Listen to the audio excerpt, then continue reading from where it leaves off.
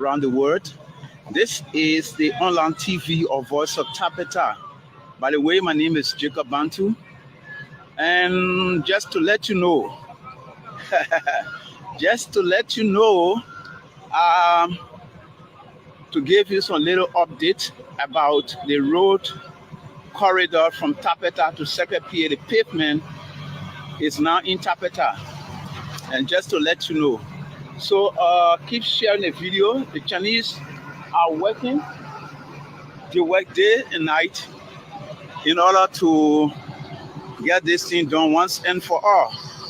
As you can see, if you are been to Tapeta and you know Tapeta very well, we are to Dekpa Junction. We are to Dekpa Fields Junction. So this is Chris Nameka gas station or filling station, and this is just opposite Chris Nameka. And what you're seeing there is the little dry rice market around here. The beautiful house in the background there belongs to the Labour Minister, Councillor Popo Krua, as you can see. So let's just move to Jackson Fiado Hospital and see what is happening on this road. The long-awaiting goods road that people have been yearning for, people of southeastern region, this lower Niba County. Years come, years go, government come, government go. The road have been just the same. But this time around, the story has changed. And just to let you know, a distance away from me over there is the Jackson Fiado Memorial Regional Referral Hospital. So there's a serious pavement going on there right now. Just to let you know. Okay, keep sharing this video. It's very important to share this video to see the level of development in our country right now. This road, we have been pushing, crying, advocating, and you name the rest about this road. Now this time around is jubilation. The outcry has gone, and the citizens of the southeastern region, including Tapeta, are now jubilating for the very good road condition. Now you can see the motorcycles are moving. In this August, motorcyclists are moving without any embarrassment. So this is what's going on now. So we're moving closer. But just keep sharing the video.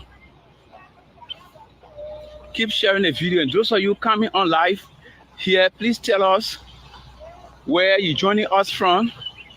It's very important to us.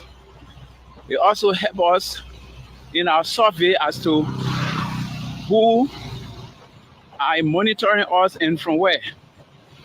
Keep making your comment. Go back to the comment section and make your comment. There is a significant development going on in this part of the country. And so this is it. You can see the Chinese equipments are all here in high gear. And so that's it. So keep sharing the video. The momentum is very high. The momentum is very high. This is Guelphville. All right? This is Guelphville. If you've been in Tapeta before, you will get to know exactly what we're talking about. So you see, there are smiles in the faces of motorcyclists and pedestrians. All right? Here we go.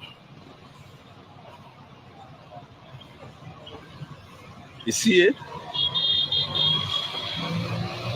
You see? So just to let you know this afternoon, keep sharing the video wherever you are. Let us know wherever you are witnessing us from. It's very much exciting. So any moment from now, we'll be hitting the Jackson Fiado Memorial Regional Referral Hospital, where the fresh pavement is ongoing, as you can see in this video. So here we go.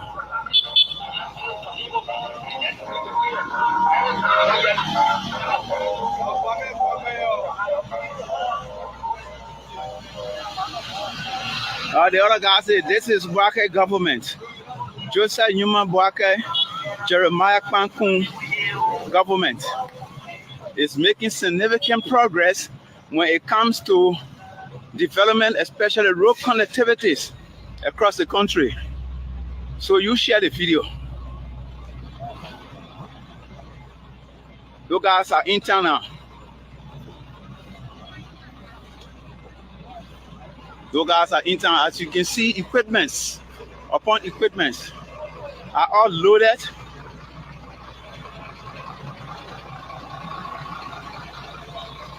So here we are at the Jackson Fiado Memorial Regional Referral Hospital, just before the hospital.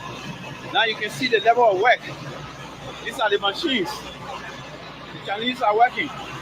Liberian engineers are working.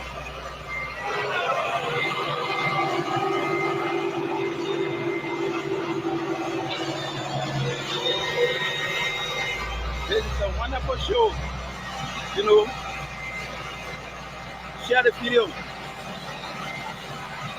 Share the video. Liberia is teaching gradually. Share the video. We are now in different Iraq.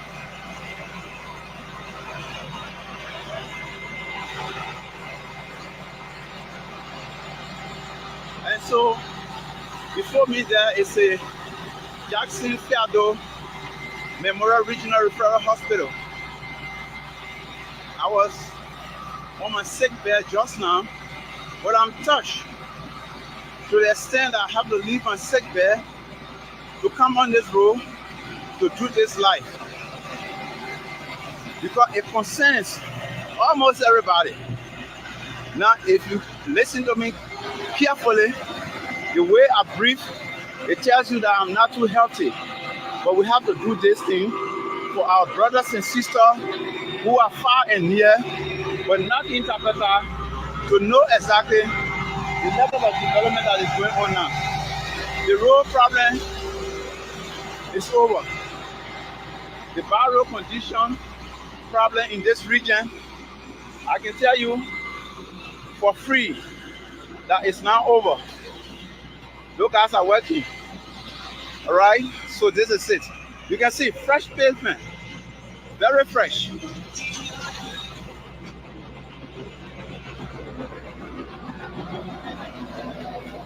Hi, God, thank you so much. All right.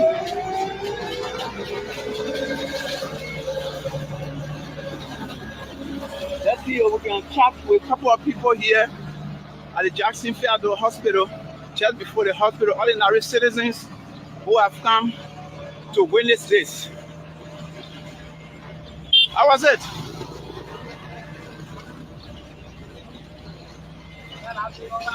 Now, this is the Jackson Fiado Hospital, as you can see in this video. And right before the hospital here used to be a pavement. There was a cement pavement. It has been removed. It's not been replaced by this actual pavement. In our own Liberian English, we call it quota. All right, so the quota is going on now. You see the guys are doing the finishing touch.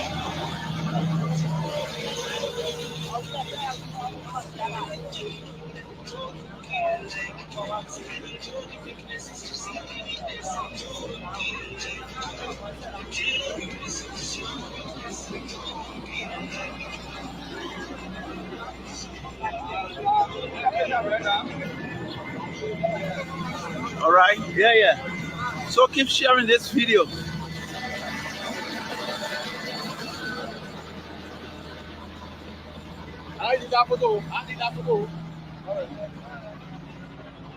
All right, there's a growing excitement among residents of Tapeta today. Yesterday I was here, I didn't see such a thing. But I mean, like you know, the Chinese, they work overnight now. So I mean, this is a rapid movement here. So I'll try to cross so that I will be able to get a word from spectators around here. But I have to get permission from the workers before I can step on this work that they have done already. So here we go. So this is Jackson Fairdo Memorial Regional Referral Hospital. We are here today just to let you know,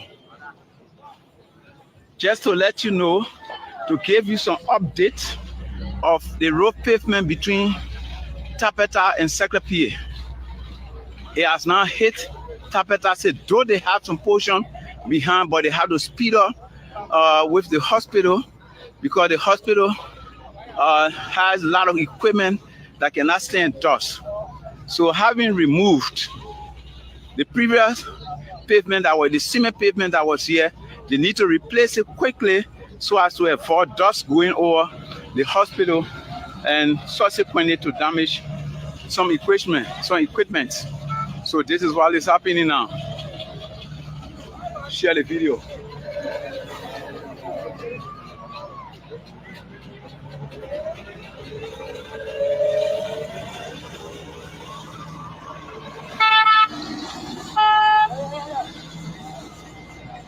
Okay, I think something can happen here, so let me try mine. I hope I don't get myself into trouble. Let me get across and talk with the people here. Here we go. New quota. Wow. I'm so afraid. Bam! I'm across the road now. So let's see if we can capture some people here who will talk with us. Good afternoon, ladies and gentlemen. Yes, sir. Thank you so much for joining us on this live. My name is Jacob Bantu from Foster Tapeta. And what's your name? Minister Sheldra G. Davis. Mr. David, what's your own take on this particular pavement that have entered Tapeta? Really, I'm so glad to be seeing such a beautiful development. I'm so happy about it. Wow. What would you like to tell our government? Yeah, firstly, I would like to commend our government for doing this, and I'm so impressed. I'm asking them to do more than this. Thank you. Thank you so much. So let's just keep moving around. We got some young ladies here who are watching the new Kota Road. How do you feel about the Kota Road? Yes, I feel very comfortable. Comfortable, yeah, I love that word. Comfortable. I think the government so much. Okay. Extremely work with you. Okay. Yes. Thank you so much. Your name? Precious. Pressure who? Pressure Pound. Thank you so much. Young ladies, can you talk with us about the road? How do you feel? I know this small one will let you talk with me. The 20 here, stay on ahead. Wow. Wonderful. So everyone is very happy here. There's nothing much than happiness. All right, this is Lucky Pharmacy, opposite the Jackson Fairdo Memorial Regional Referral Hospital. All those guys are here. They've been throwing the dust years upon year. Their dust business is now over. They now get a brand Kota Road here. There's no more dust. So let me just jump into this shop and talk with somebody here. Somebody talk with me, man. Good afternoon. Yes. Yeah. So just finishing with your customer, then we'll talk, yeah?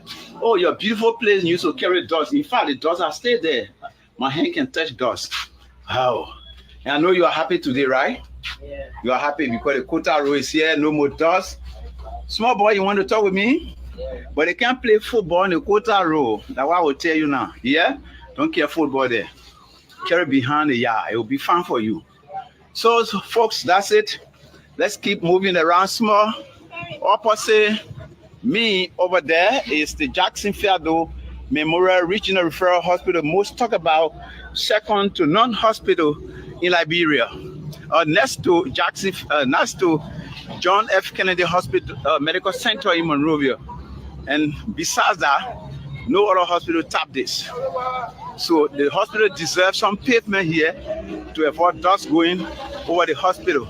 And that's a brilliant idea. That's a very, super idea that the Chinese brought here.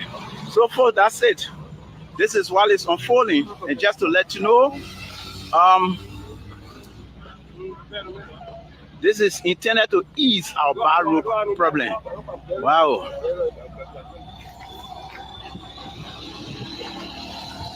So, thank you so much for watching. I'm out. It means that you read to destroy the other pressing again because it destroys the other made Or voice of Tapeta. destroy rich man, he destroy himself, and now this man.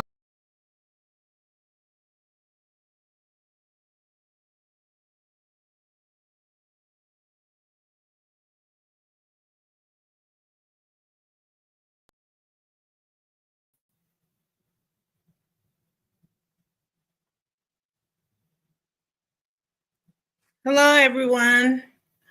Hi. Welcome. I don't know where that extra recording came from, guys. I have no idea. I did not approve that message. I don't know where it came from. When the other one stopped, it was just going. So, welcome.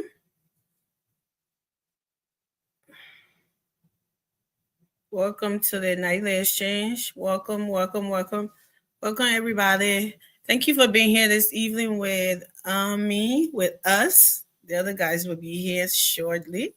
So since it's just me, that's why I'm saying me, Amy. Welcome.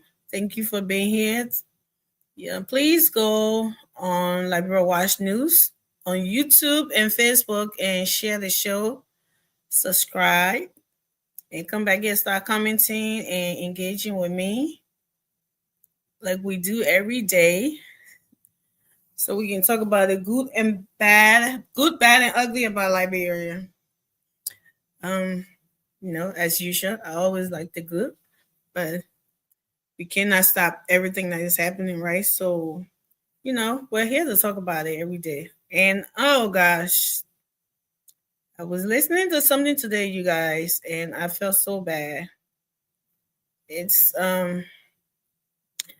I will let you listen to it as well. And I'm pretty sure most of you heard it already. It's not a breaking news. You heard it already. So we're just gonna talk about it a little bit. The state of our nation and how people are still going on this whole, culture of impunity, or if it's mine, nothing should happen to it, or if it's a big man, somebody, we should spare them, and this, that, that have been killing our nation for a very long time. And unfortunately, we still got some people practicing that. So all we can do to talk about it and, shine lights on it and see what happens. Hopefully this is a new day, like we always say, for Liberia.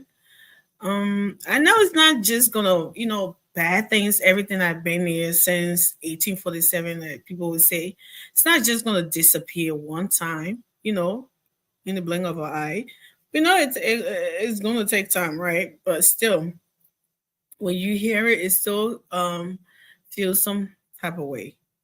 And we are hoping and praying that, as much as we know, we are not crazy or naive or oblique to the fact that all of it is not going to go away, but at least to limit it to the lowest minimum point.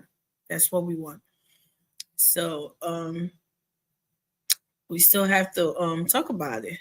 So that's why I'm gonna be playing it tonight for you guys, but wait till the guys come on. Don't rush. Hey, Hank saying, how are you? I'm doing great. Thank you. Watching from Burkina Faso. Oh, our new Africa, the beginning of the new Africa, the beginning point, Burkina Faso.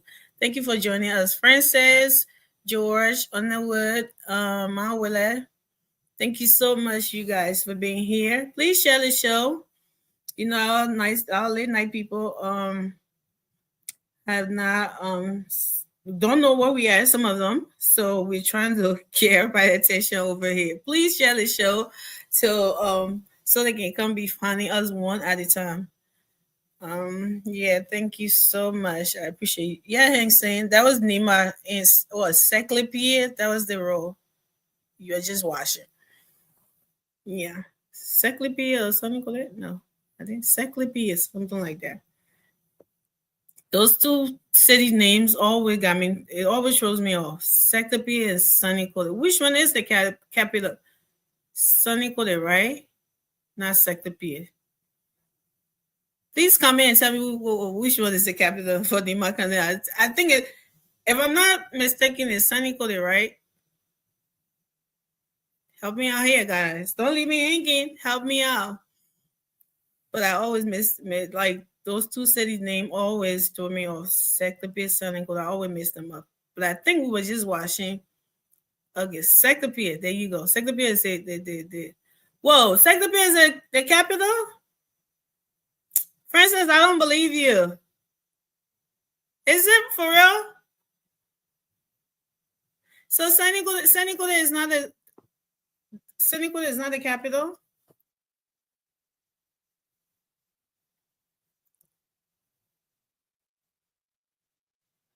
Yes, what? Senegal is the capital. There you go. Yeah. Thank you. See? I know my history a little bit. I know my history a little bit.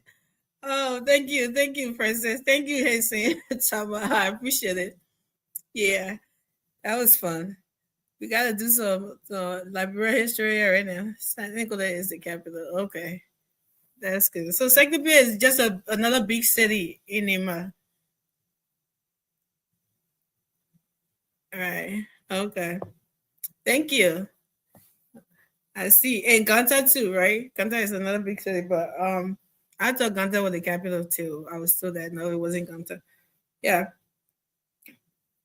But that was their role. So we hoping and praying that will lead all the way to the Astra pavement will go all the way into what Grand Gila, Lo-Fi, and everywhere we want to see, all of the muddy road during rainy season.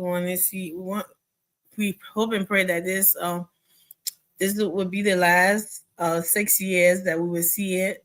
After the 6 year one for other the presidents to focus on something else and not roads. We want let the roads be done, right? This administration should finish all the roads. Hopefully.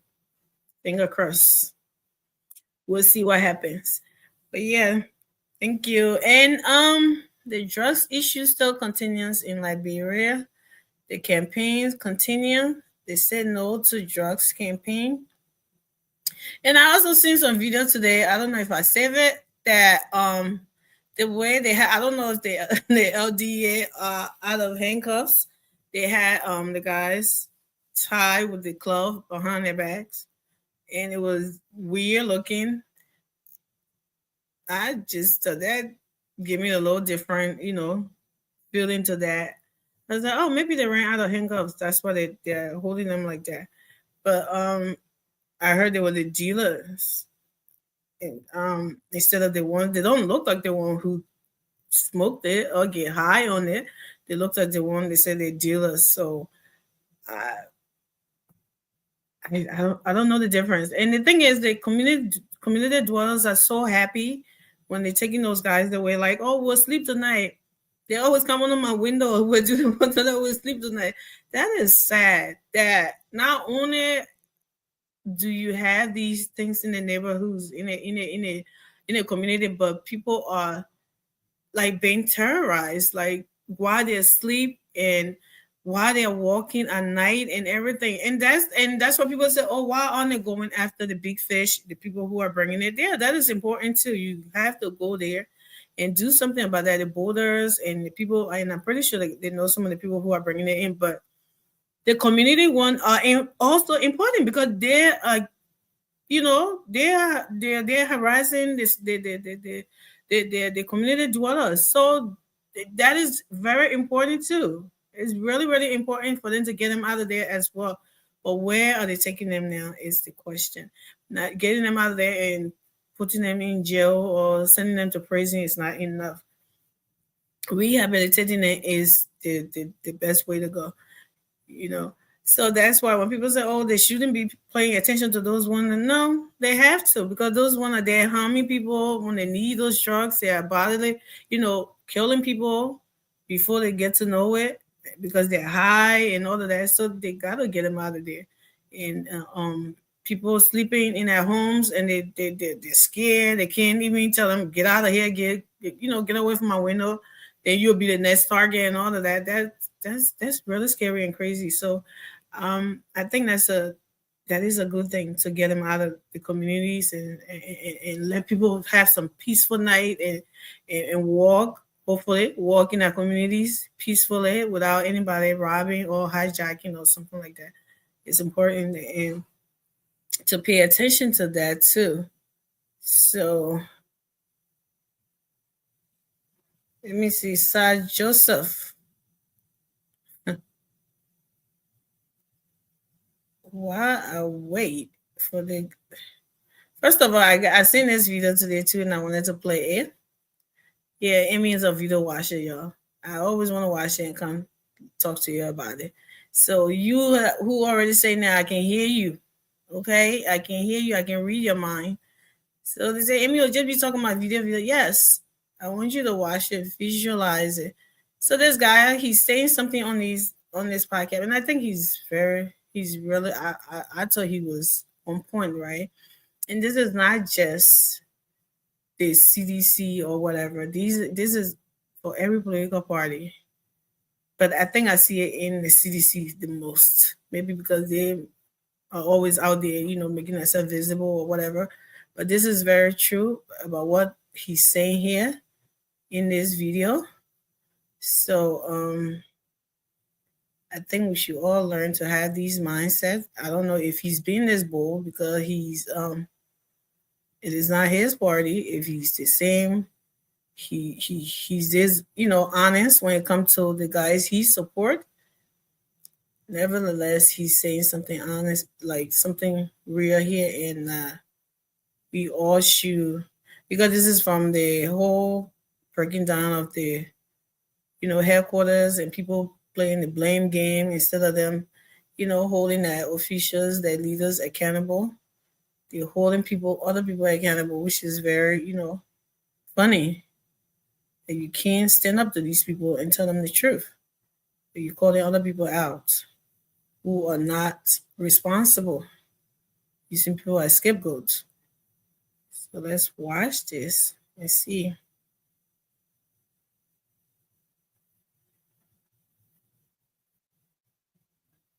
So we can talk about it after we watch it. You lose your party headquarters, CDC. Why don't you look in the face of Mr. former President George Fokekron Tape Mane Bekugbe Usman Opon Wia and tell him, Mr. Ex-President, you are very selfish. But because we get problem with the truth, we put this man above Liberia. There are so many of you today, they tell Joy we are the truth, or we break down Liberia, or we destroy the whole country. You always tell us to destroy the whole country instead of telling Joy we are the truth. Why don't you tell Ascara Gray the truth? Why can't you tell Senator Maggie the truth? The hierarchies of CDC are selfish. Most especially, you the CDC that can go under the rain and song for them. You that causing people in the community for them. You that make plan with everybody in your family for them. You that not get free in your community because of CDC and because of George Weah in particular. If you tell them man the truth, that bad thing, but you blaming somebody else. The law is the law. If that your land, then you say you want your land. You go to court. The court rule that take your property. Mr. SYC that occupy the person's property, turn it over. You say you not, that person tell you, say they turn your land over. How you feel? Former President Weah became president. He took seat 2018. The seat 2018, he started building mansions for himself. But he was not able to pay rent for the party headquarters. He was not able to buy land for the party headquarters.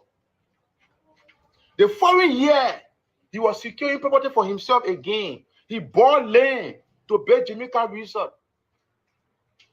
Why you can't tell the truth? When you speak the truth to your political leader, they will cut off speech from you. Hey, better they make cut off speech from you and know the truth. Then all of your senators be fooling each other. Then you're looking around for somebody who to put blame on.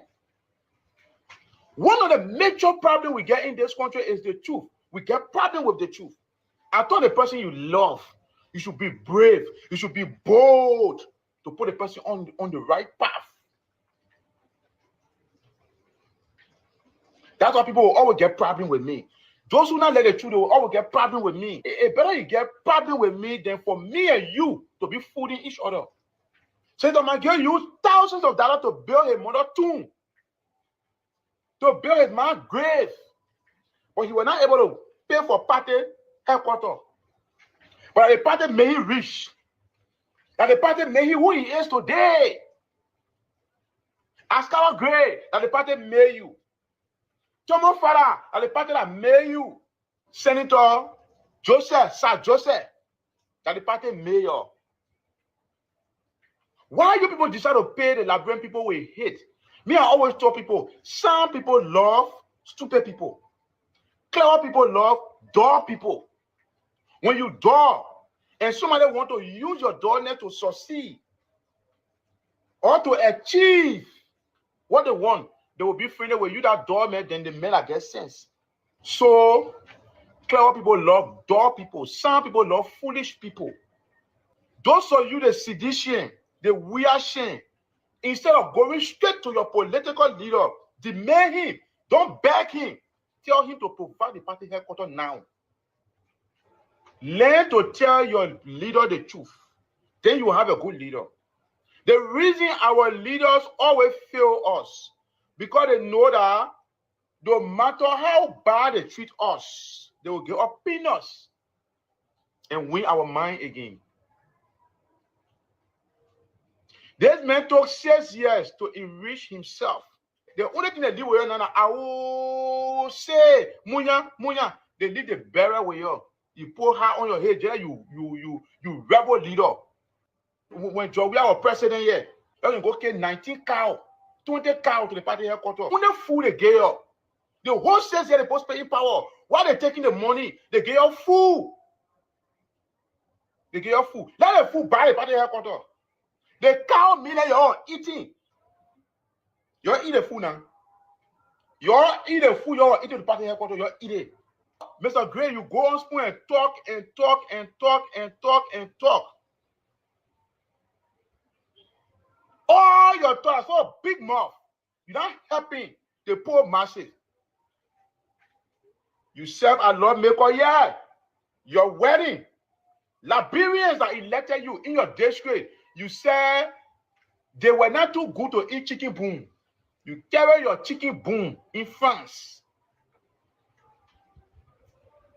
The party headquarters behind here. Why you're bossing chicken boom? You never need to get party headquarters here. You were not able to help the party. They want and only thing the party needed. We're not moving. They contact your money, say you're not moving, like your property, that job property, like you say you're not moving. Like yellow machine wasted time with you. We are sharing sedition. If you're not come to your senses and tell our job, we are the truth, and stop deceiving the man that he's doing the best thing, I will get problem with you. Anything happen to the man. Because if anything happen to this man that you're the cause, you tell the man the truth. You tell the hierarchy of citizens how wicked they are. You tell them they are the cause of losing the headquarters today. But you're taking the blame and putting it on another person. Look on the screen here. Let me give you this place on the screen. Let me give you the for party headquarters. Let me give you the building on 9th Street. And when you give me your any property, it should be in citizen name. Those who know the truth and don't want to hear the truth, watch the video and insult me. But somebody must stand up to tell you the truth. That you made him president. All those properties he get, and you give it to him. That you made him get it. But he abandoned your interest. What did he give you in return? If he cannot give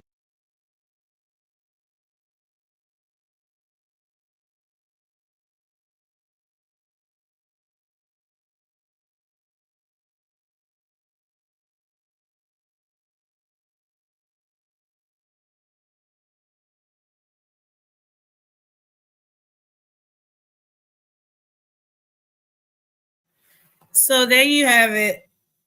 That video. I saw it today and I was like, speaking truth to power. He's right though, but I don't think that message is only for sedition, to be honest. It's for because all the political parties in Liberia, I think they have supporters that who do all of those things. Like the moment, like he said, the moment you start to do something, they start to insult you and stuff like that, which is really crazy. They don't want to hear the truth. They want to insult you. And taking this whole CDC party hair caught up in it and putting it on somebody else's head. It's just so like funny. These people named you are calling, they went to their own situation too, doing your administration. And nobody see them running around saying that it was all the sedition, it was we are who did this or we are who did it. You didn't pay somebody a rent for 6 years. And when the person tried to inquire about that property, you try to intimidate it and they ran away. They came back after you lost the election and tried to pursue it. And then when they called to get them the order, you start making it like you were this law and aboling clients or tenants, and they just got it and just didn't want you on the land because another person that came about. But let me bring Ture on. Hey Ture, what's up? How are you? Welcome to the show. Hey, Amy, pleasure once again being on with you. I am elated to be on tonight on the 25th day of August 2025. Sooner rather than later, we'll be in September. Can you imagine? The year is almost gone, Amy. We're almost in my birth month. How you got a piggy bank stacked up? I am actually. I got some goodies for you. Trust me. I'm waiting for that. September is my birth month, y'all. All of y'all. September is my birth month. Yeah, what to do though? What to do? What's up with you? Bless God, all is well. Thank God for life. You know, for issues, but we thank God we're living for life. See, I'm tired, but hey, I'm here. So, what's on your mind? What? Oh man, a lot on my mind, Amy. A lot is on my mind. I think you can see my eyes. I'm really tired. Well, I can tell that you're tired. I'm tired too. I've been up and down today. See the little one in start school tomorrow, so it's almost like final final shopping and all that stuff. Oh, my son started school like 3 weeks ago. Damn, yeah, man. Look, that's what make America great, man. Different education. Practice every Monday and games and stuff, so I had to be there. Yeah, that was almost 2 weeks ago. You've been doing that, right? It's crazy. Yeah, I haven't rested because during the school year, it's the football season, right? So after the school year is the basketball season, and these little knuckles want to play basketball and football at the same time. That's the gym, you know what I mean? That's the gym, man. And his sister does track. No time. I totally understand. So yeah, that's what I've been working on, man. I got look, a lot of things happening. The eviction, obviously, we saw that play out. CBC and CDCs want to do everything but take responsibility about their negligence. Failures. Right, you know what I'm saying? So I'm like, yo, in this digital information age that we are in now, information is so readily accessible and available now that you don't need someone to really lie to you and stuff, right? So I was listening to Spoon and made some assertions that prior to the election 2017,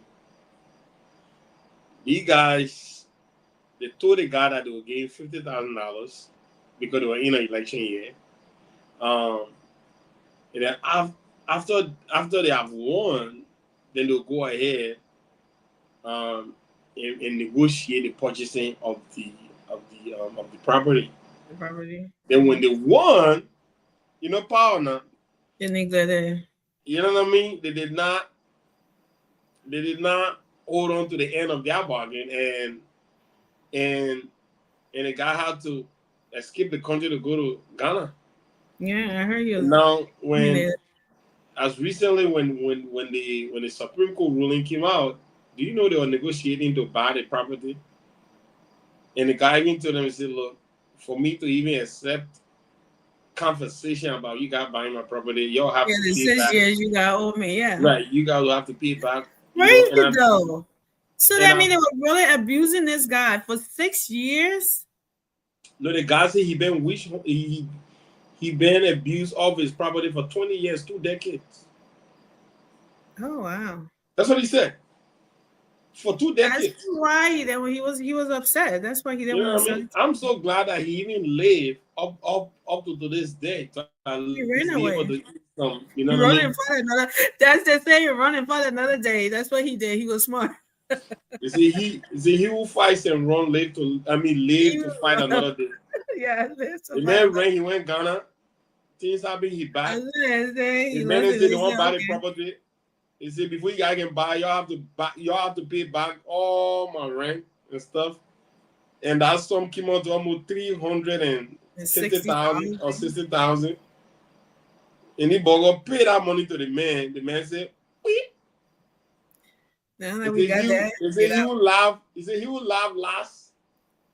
Yeah, he did him dirty though. I felt bad when I saw the structure. Nah, look, man, look. I would not behave. I'm like serious. That. I would not behave like that. I won't behave like that, right? If I give my words to somebody, I don't care what it is, right? Even when they come back now to say something that's gonna hurt me, I would rather take that hurt than to actually not honor what I just told you. But Amy, exactly, we cannot in any way put ourselves in anybody else's situation. Mm-hmm. People deal with situations differently. I know. And the hurt is different. Not everybody forgive. The way they drained that man for 2 decades, not paying the man rent, how that man was surviving, they didn't care. How that man was surviving, they didn't care. You know what I mean? Pay back my money. Pay back my money and get the heck off my property. Right? And not only that, I don't even need all your structure that you guys have on there. I want everything gone. But how do you put all that structure? I thought they met those things on the land. How do you put all that stuff on there? It's not even yours. Maybe how would they put it? They didn't want to build that place up. That's what I'm saying. It's not I'm even pretty sure that area probably like a vacant land or something like that. That's what it looks like now. I think they got a land and I heard it was just a building, one building or something like that. Yeah. I already told them all the buildings on there, and it just but actually, I was saying CDC actually built that thing into a community-like kind of. That's what you know what I mean, because of their activities around their businesses came and opened around, so it became more lively because of CDC. I can definitely say that. They should have bought it. They should have treated the owner right and bought it. If that was the whole idea that they had, but you can't just squat on somebody's property, you're not giving them what due to them, and then you just building and that did not make any sense to me at all. The fence and all came down to it. I'm like, and I saw the bulldozers. I'm like, the fence too. Like, come on, can you just everything? Like everything was going like that. Look, they men wanted everything going. Even their iconic sycamore tree gotta go. Sycamore tree, man. Oh, sycamore tree was down. That man is a mess. He said the sycamore tree has fallen. Look, Emmy. I said, "Look, that man." I told God, "He said sycamore tree has fallen." Emmy, you know how you have to be so petty that you broke away a girl and asked her to bring all the weed. Yeah. You bought for her. All the eyelashes. That guy is cool, man. That was cool. Hey, look, man. Hey. Let me tell you, man. That spot needs to be consecrated. That sycamore tree spot. It needs to be consecrated. Because the man wanted to erase all of their memories on the ground. That's exactly what he did. You know what I'm saying? He wanted all their memories gone. Imagine that hollow land. That was like a hollow land. A lot of historical cities. A lot of historical moment happening on that side. They messed up, man. They should have bought You know it. what I mean? They messed up. That's what I said. CDC And they're not even owning up to that failure, to that doing they want to be, and that means they haven't learned yet. Because for somebody to learn and do better next time, you gotta own up to your take responsibility of your action, like what you did. But they're brainwashing. Like this guy you were just watching this video, right? The video I played before you came on. No, I did not. They brainwashed, and then everybody running away. That Joseph Boaga did it. That even Joseph Boaga did not know, Ture. He didn't even know about the demolition at the airport. When they asked him, when the journalist asked him about it, they actually said, "Oh, demolition." He said, "It's not a demolition; it's removal." I'm like, "Papa, where you been at? They bring you everything there. You talk about it's not a. I don't think everybody expected that. Like, it was just." And Damon put in a proper perspective. Damon said all of the evasion that he have witnessed or at least seen, it has been followed over demolition, right? And the call for demolition is actually have to do with the property owner. Because imagine a couple of, I believe it was last year, Amy, when we monitored that massive demolition that happened in Congo Town. Right. Like a whole block. Yep. You know what I'm saying? Like a whole block was demolished. But those were makeshift structure, though. No, what? Those were not makeshift. What? You didn't see some of the houses? No. I mean, it was like a whole community. Yeah. It was like a whole community. There are a couple of makeshift strong structure there, but there are decent homes there too. At the back towards the ocean. Yeah, I felt like a CDC on Saturday. I really did. Well, I felt bad for them, to be quite honest, I feel because bad. Wherever you have so much history, you don't want to let go of that place. And it don't matter what happens, CDC will drive by that place and they'll all bang their head down because, I mean, it is a place that gave birth to CDC. Mm-hmm. Obviously, CDC was funded before they could move there. I'm assuming that's the case. But whatever that preceded now to what became of CDC, were birthed on that land, were birthed on that area, right? That area gave them senators. That area gave them representatives. That area gave them president. That ground, so that is such a part and parcel of what the CDC is, what the CDC brand is. Nobody knows CDC right now for the past 20 years without right across the street from Lone Star. Exactly. Right across the street from Lone Star. Right.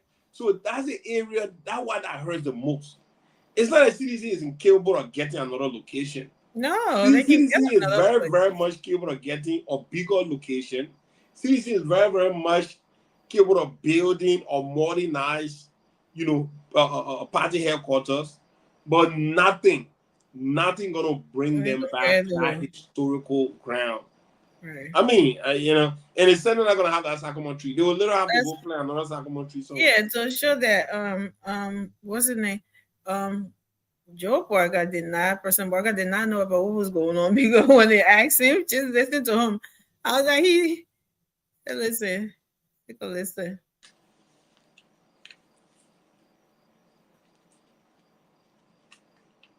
Fairly and without political interference. The law is the law. It's not the government. It's the government implementation of the law. The police were ordered to do it, and they did it. If that demolition is removal of the people from premises that don't belong to them according to the law. Thank you. Fairly and without political interference. You hear that, Ray? Oh yeah, obviously. He did not know they were demolishing those properties. He says not demolition, it's removal. I'm like, Papa, where you been? They are doing it. Well, and then you blaming this person saying he told them to go break it down. He told them to go do but this. But instead, those machines were not brought by the Liberian National Police, though. I mean, The yellow machine was brought by the The property sheriff owner. and the dude that was. It was actually brought by the Happening. owner. The owner literally brought that. You know, so Mm. I think the misconception was it was the LMP that was doing the demolition. No, No, yeah, people it was just a try private. to. It was a Even private. the It was LSP a private when contractor. they dropped their first coconut tree, the policeman he started walking towards the guy like, dude, the trees too? Like, what's up with that? And then My he was on man, the look, floor. He this was guy on the wanted floor. He said everything. they're telling him to break everything down and stuff. He was like, Even like, the come Puerto, on, even the the Puerto trees. Rican garden, even the Puerto Rican garden out there, Amy. Yeah, I thought that was the lowest one. And the trees too, Mhm. man. Come The on. machine walk, the The machine coconut walk on all trees. the garden too. Oh, look, Amy, look, man. One thing somebody told me is in this life, you can't born what you like, but you can definitely purchase what you want. You know what I mean? Say that again. You can't born what you really like, but you can purchase what you What is want. that and what supposed to you mean? need. Somebody drinking all ugly. You get like. No, so exactly right. If we all can say we'll want the perfect child, we'll want the they really like me. but you can't. That's not a decision. That's up to God. God decide what you're gonna have. What's gonna come? But Right. Amy, if you go to the store, you can almost buy what you want, Mhm. what you really need. You know Right. what I mean? So that man property. The I court ruled in his favor, and the man decided that, you know what, everybody gotta go, even the chicken and the dog. And that dog was like, damn, what's going on here? Do The you dog- money? Can you spell something here? Everybody It got to was go. a bit sad. I want to be honest with you. I did not like what I was looking at. I was like, this is not what I thought I was gonna be watching. But Like, they were I not just able wanna go to. there and just lock the door and let people to leave. Not It helped put a the man whole because bulldozer in everything there. I'm like, jeez. it helped the man to recover from some of his past trauma. I think seeing those You think you were bullying anger in those every time he buildings? saw the man jubilating on his grounds, celebrating on his ground, muye muye muye muye. The man in Ghana seeing a video and it was hurting the man.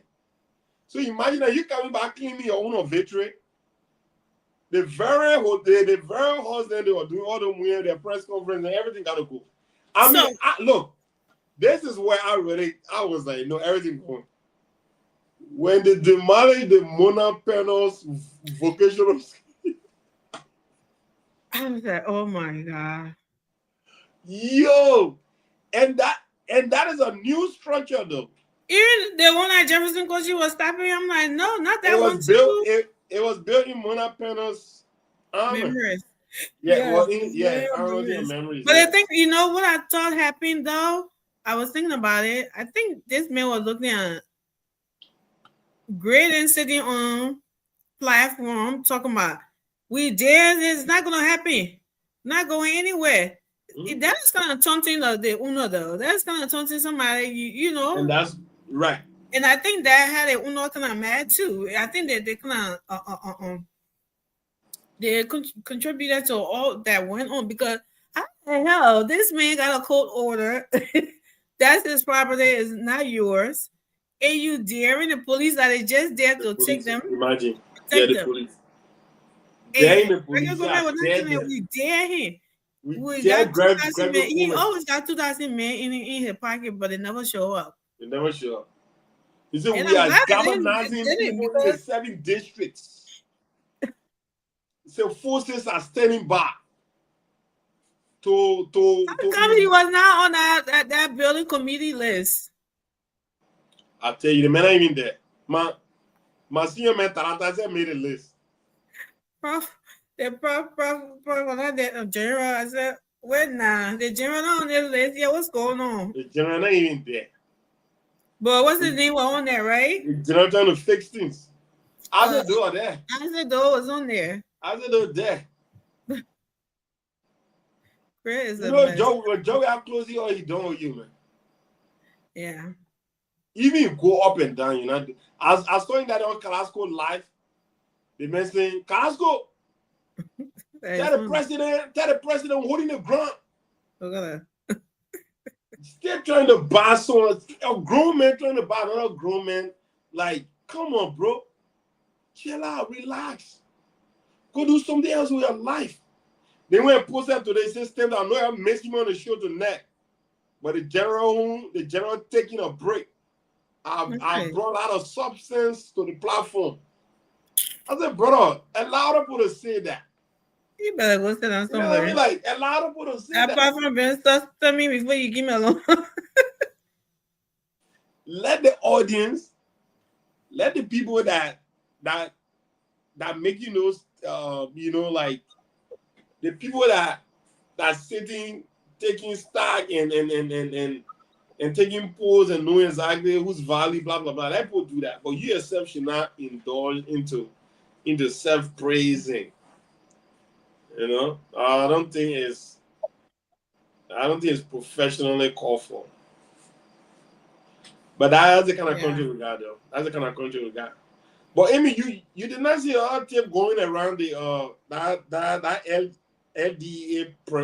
Yeah, we better talk about it. But I want us to say something about Saju's speech today. Let's go ahead. Let's start a conversation. It is long though. I'm trying to see if I can call it short, but let me play and see. Maybe I'll be skipping it. Yeah, we don't have to go far into it. Let's just get the synopsis of it. Yeah. Let me see here. Let me try to. I got a screenplay, everything. Let me start. I need to get my glasses. Later right now.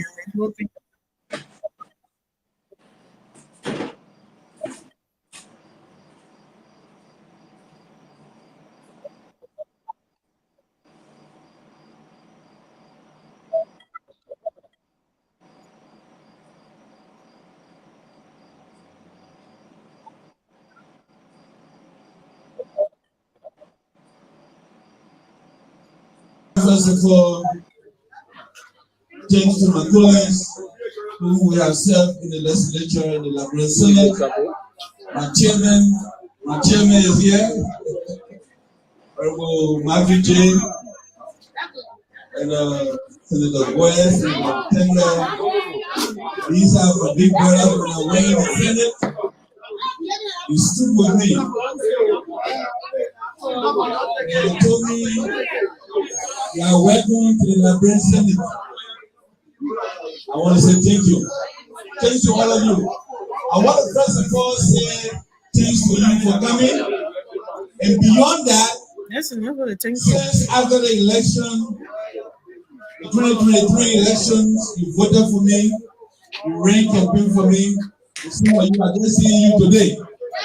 I want to say, take this time to express my thanks and appreciation to you for your work done. Thank you so much. I want to also say thank you to my friend and brother, Jason from China. Jason, please get Jason a big clap. If you watch the video, that I posted on my page, Jason took me to one of the billionaires in China. And he took me around into Nam province. He took me to visit more than 20 different factories. One of the cities that he took me in, the employment in that city is more than 30 million persons that are working in that province. So it tells you when we only have 3 of that factories in the entire Liberia, we are okay, right? That's all. Just 2 of any of these factories, we are okay. But guess what? Jason have been coming to Liberia 17 years ago to bring investment in this country, but it has been difficult for Jason. But I can say to you, by God's grace, we want to see something happening in Liberia very soon. Thank you. Jason, on behalf of the people of Liberia, we want to say again, sorry for the tough time you've been facing to bring investment to this country. We can assure you that this time around, we will hold your paperwork and take it from ministry to ministry, office to office to make sure that we create jobs for our citizens. And I got to know Jesse through a very good friend who is a journalist from Capital Building.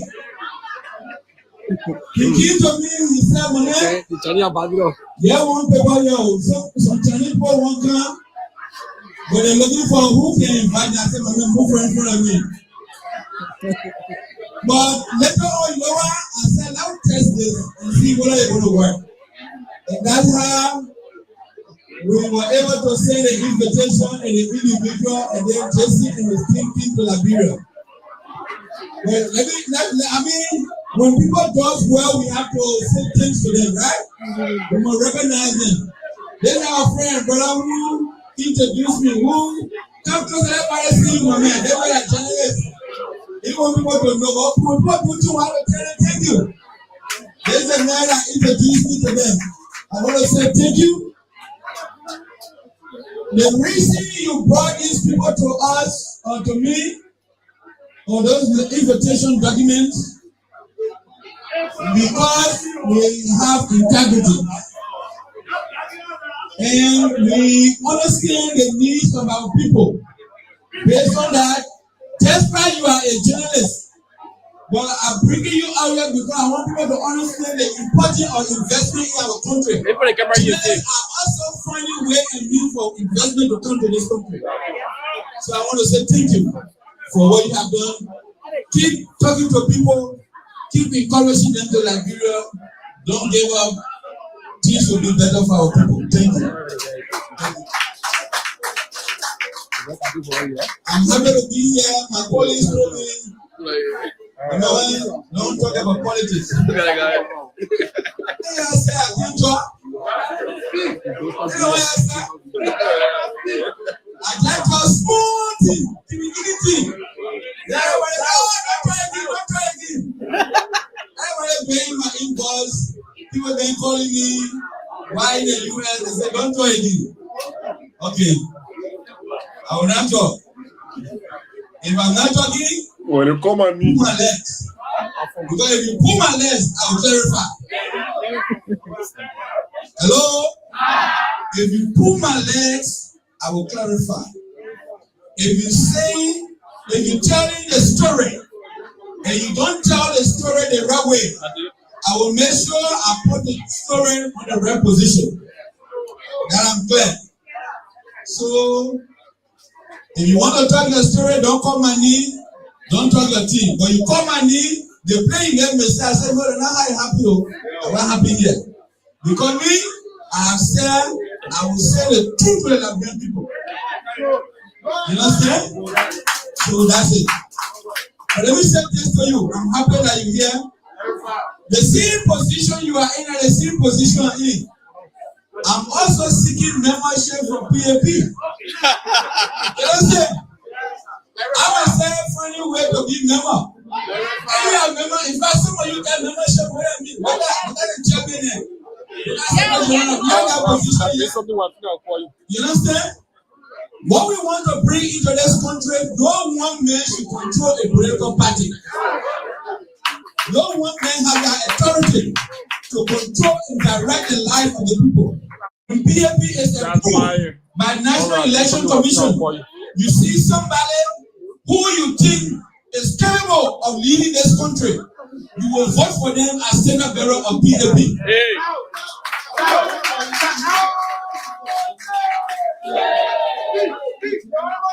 So you are not here he who PAP.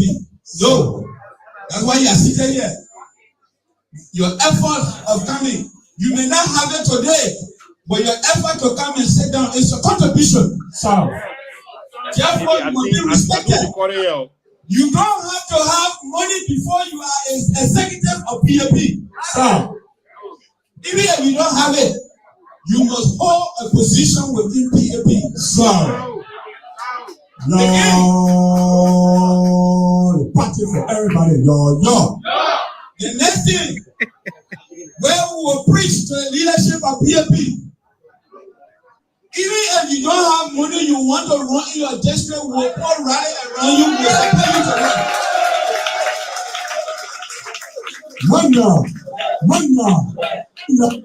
This is why we are starting now.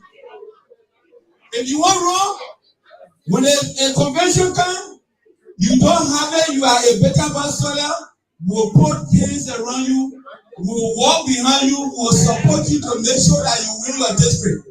Therefore, by the grace of God, PAP will support the 73 electoral district.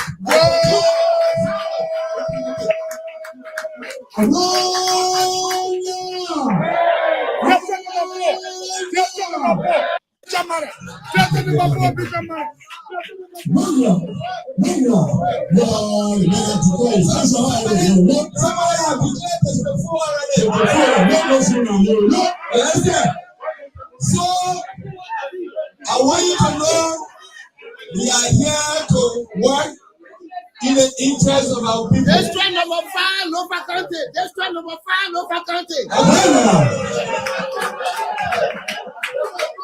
Thank you. Thank you. Let me say to you, we are not here to talk plenty. Yeah. We are here for action. So, we are here for work. So, we are not here to criticize. We are not here to fight. We are here to work in the interest of our poor people. So, if you walk into the community, you will see people in their homes. Some of them haven't eaten for some days. Some of them are home. They can't afford to go to hospital. In order for you to be a good member of the proposed People Action Party, so you must be a good neighbor to that person.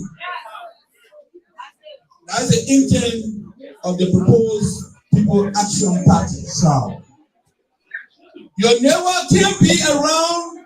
They haven't eaten all day, but then you say, "Let's pray for you."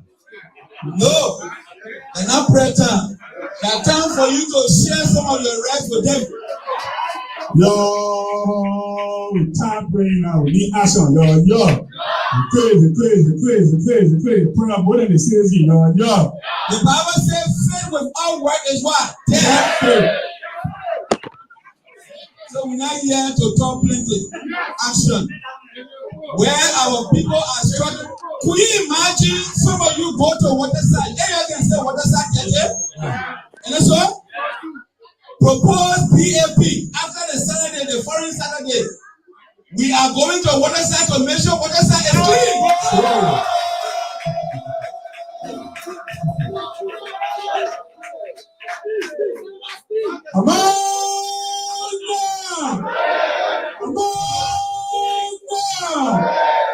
You can't be complaining. We have to go to red light. We have to fix it. You see people begging on the street. If you look at the number of children and adults begging on the street today, they are increasing. What are we doing to change that? We need to change that. Children that are not going to school. You in your community, what can you do to contribute to help that mother, to help that child to go to school? It is not about just becoming part of an institution. The genesis of the People Action Party in the Singapore will poor more than Liberia. I think we got enough. Even Liberia gave helping hand to Singapore in the 60s. Where is it? Whoa. Right. I think we got so I just got join hints. But anyways, that was a gulo, I don't know what that was. But Teray, I hear Sir Joseph complaining about things that are going on in the country and has been happening for a very long time. Sir Joseph is not a new senator. He's not a. He's been there. He was a representative before he became a senator. I mean, is it fair to hear him complaining about, when they are the lawmakers who have the, like they say, the country, bag or change or purse, who do all the distribution, who sending their own salary and all of that, and being there all that years, right?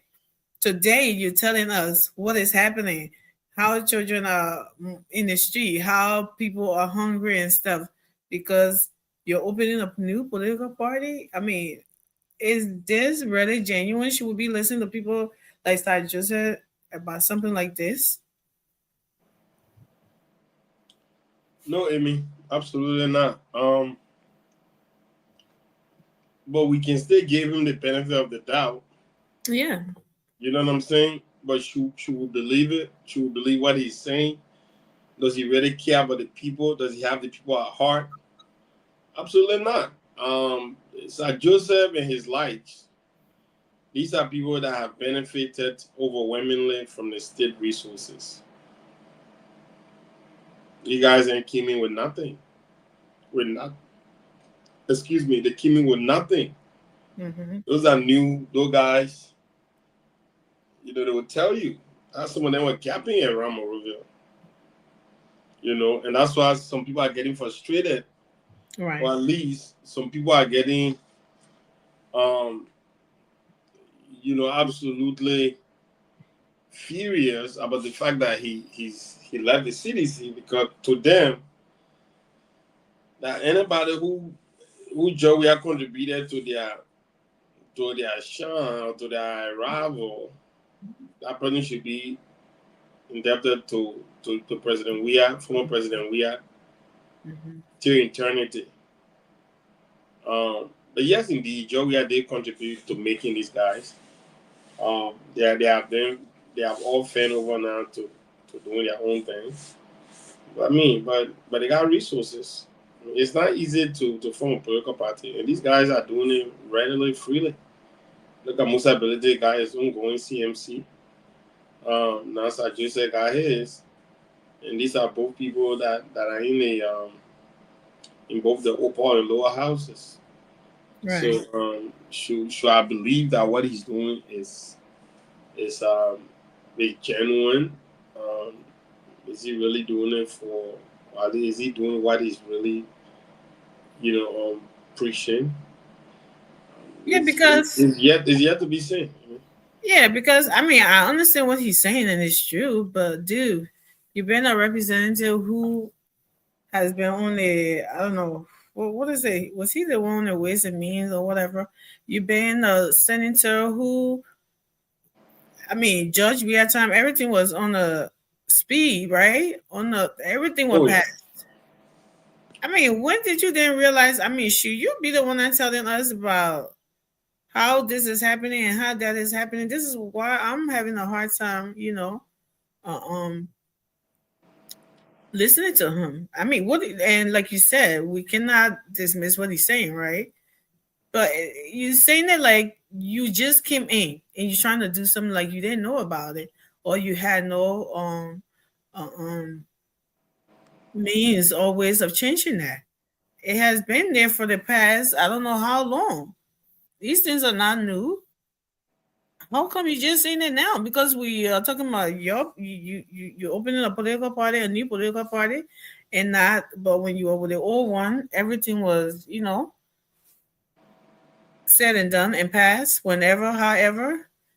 So I mean, he could be honest, but from his past, from the history, like it just when I hear these things from people like Sir Joseph and people who've been there acting like it's something new that just started happening, it just gave me the second thought, like, okay, is this guy's for real or he's just doing it because he's doing this?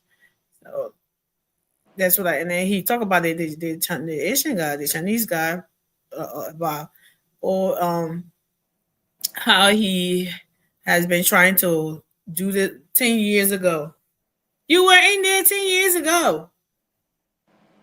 You know, and like you said, dismissing the guy who's trying to talk about, and this is what a lot of people talk about. Like, you know, people want to help, people got ideas, or people got these people that want to go to these guys. They kind of dismiss them. Some of them want to call them, oh, I'll call you back, or they don't never call back. So, like he said, he was dismissing that guy. So, what if he had not, something had not, you know, something here to listen? Then this Chinese investor that he's talking about now wouldn't have been there. Yeah, absolutely. I mean, and that's, when did you know about this guy? I mean, and to his credit, he probably might have heard of him late. You know what I mean? And I'm just saying, I'm just saying that being hypothetical, but I mean, it's, you know, maybe he heard of the guy late, or the guy that's trying to connect with somebody, and he happens to have been the guy that they reach out to with all these brilliant plans and all of that stuff.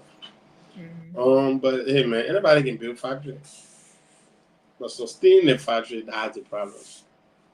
In Africa, we very good at building structures, but maintaining the structure, that's the problem.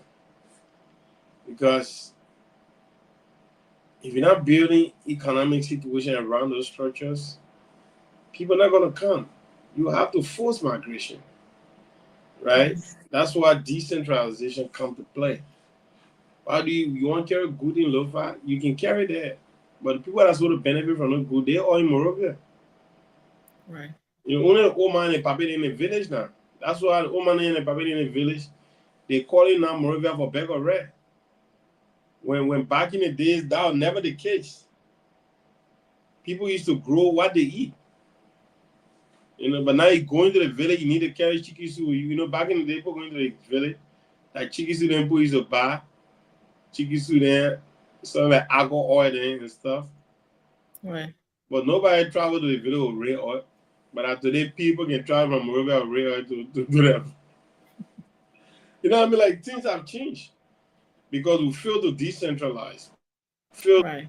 to make Monrovia less attractive and the rural area more attractive. Not less attractive, but at least. Well, when I say less attractive, obviously, I mean, whatever you do, Monrovia always get that because everybody want to live in the city. Everybody want to go build their farmhouses in the city. So whatever you do, no matter, I don't care what a government decide to spend the next 2-3 years investing. I'm talking about real investment in rural areas to depopulate Monrovia. People talk about how can you depopulate Monrovia? Depopulate Monrovia is very, very easy. All the guys in Monrovia, the jobs are out of Monrovia, yeah, factories. All the people that are not working right now, if you open factory in Lamco right now, open something in, and that's the thing that frustrates me about Africa. We got all these trees. Somebody should be making commercial benches for schools. I mean, when Chinese they doing all these kind of things. You got kids sitting all on the floor, right? Yeah. Yeah, and you got all these trees. You got all these trees in the country. Have you occurred to somebody government build these warehouse size, the Amazon warehouse size like right? Give the contract to this company. You responsible for building school benches and office chairs for all your ministry. That is your something. You know what I mean? That's how you institutionalize things. But hey man, those ideas they don't come. You can commercialize it. The government get her share into benches and bleachers and all that stuff. Then the rest you can sell it to other people. You know, but strictly from the government contract and stuff. That's how we see things happening in other countries, like places that I grew up in Guinea, right? Government gave contract to wedding shop. Because Guinea, when we went to school, we used to sit on the iron benches, Amy. Yeah, but so. Oh my God, man! I'm not gonna lie. Like, no, it's anybody that went to school in Guinea, people that went to school in Guinea, so when they can comment underneath that Like those benches used to be long benches. Like we used to fit almost 5, 6 students on one. Jeez. Yeah, and then it'll be in a classroom like this because we're going to afternoon school because the French students go in the morning, we're going to So afternoon. it wasn't like a desk. It was like benches. Yeah, it was like a desk, but like a long ass desk, like literally, like it carries the desk and everything, but it's like long. And we used to have like 3 rows, right? 1, 2, and then the middle row. You know what I mean? Like students sitting at 6 on one. I mean, those classes would be like 100 students in one sometime, man. Yeah, it's a spiral. Yeah. Oh man, shit. But you see, that's what that's the system in Guinea. Government get contract, you get build benches. You know, we need to introduce some of those systems in like, bro. So those students talking about no benches. Cross all that government can supply all about those benches. Yeah. I think that's a good idea if they're having to give a contract to a company like that. Or they got a lot of carpenters there, right? And they got a lot of these. I mean, all of those guys. You have you seen some of the furnitures that they're making over there? It's so pretty, like so nice. Can you imagine they are manually doing these things?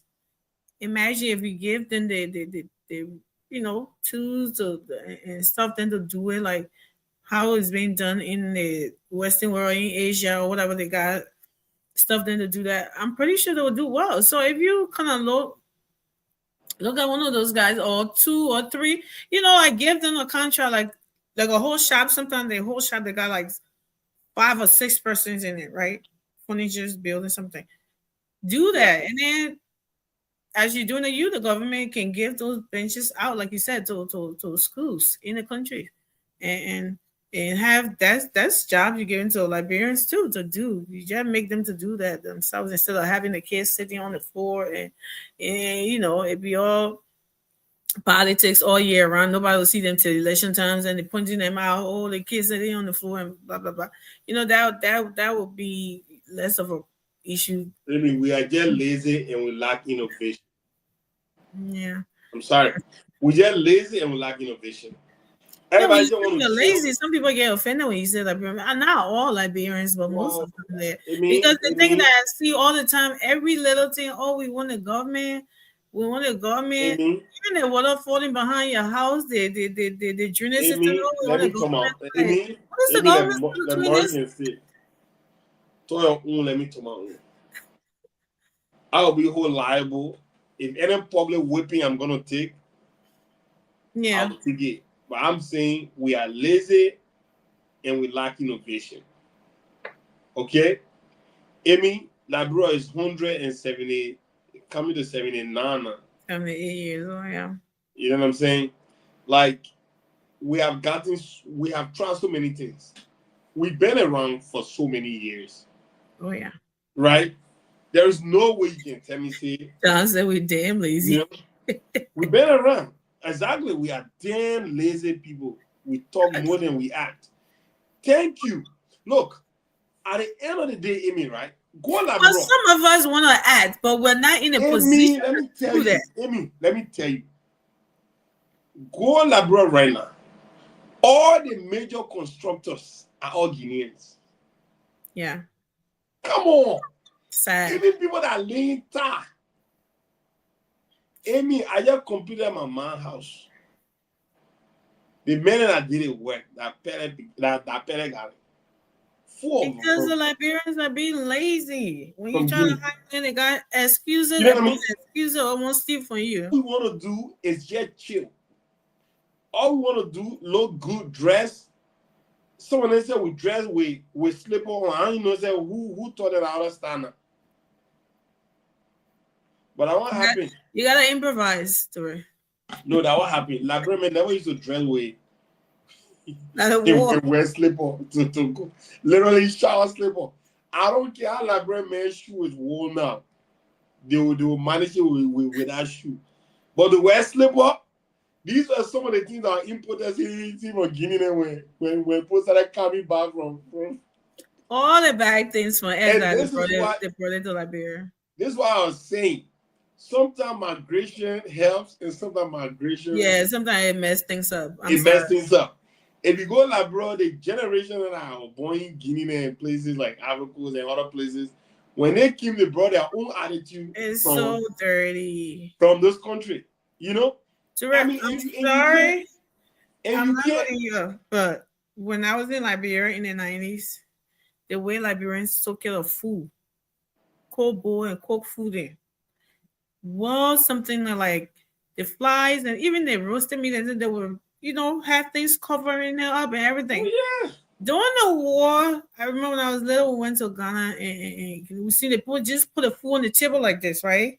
The flies just all over, and we was like, ew, we're not eating that. Exactly. No, we don't do that in Liberia. You know, Touré, I just went back to Liberia after 26 almost years. Touré, I was like, I'm not eating that. I'm not about to get sick here in 2023. I went back again. Oh my God, you had no idea how I was planning to eat street food. I was. Can you imagine when you were little, you left from that, and the things you are used to, used to. Well, when I seen it, but I'm seeing it through. It's like I was little in Guinea and in Ghana again. Like I'm seeing it, the same thing. They're not the flies everywhere, and you know how it is today. Somebody backyard, somebody on the toilet, and somebody, and then they just got it stuff like that. I'm like, yeah, no, thank you. Everything upside down.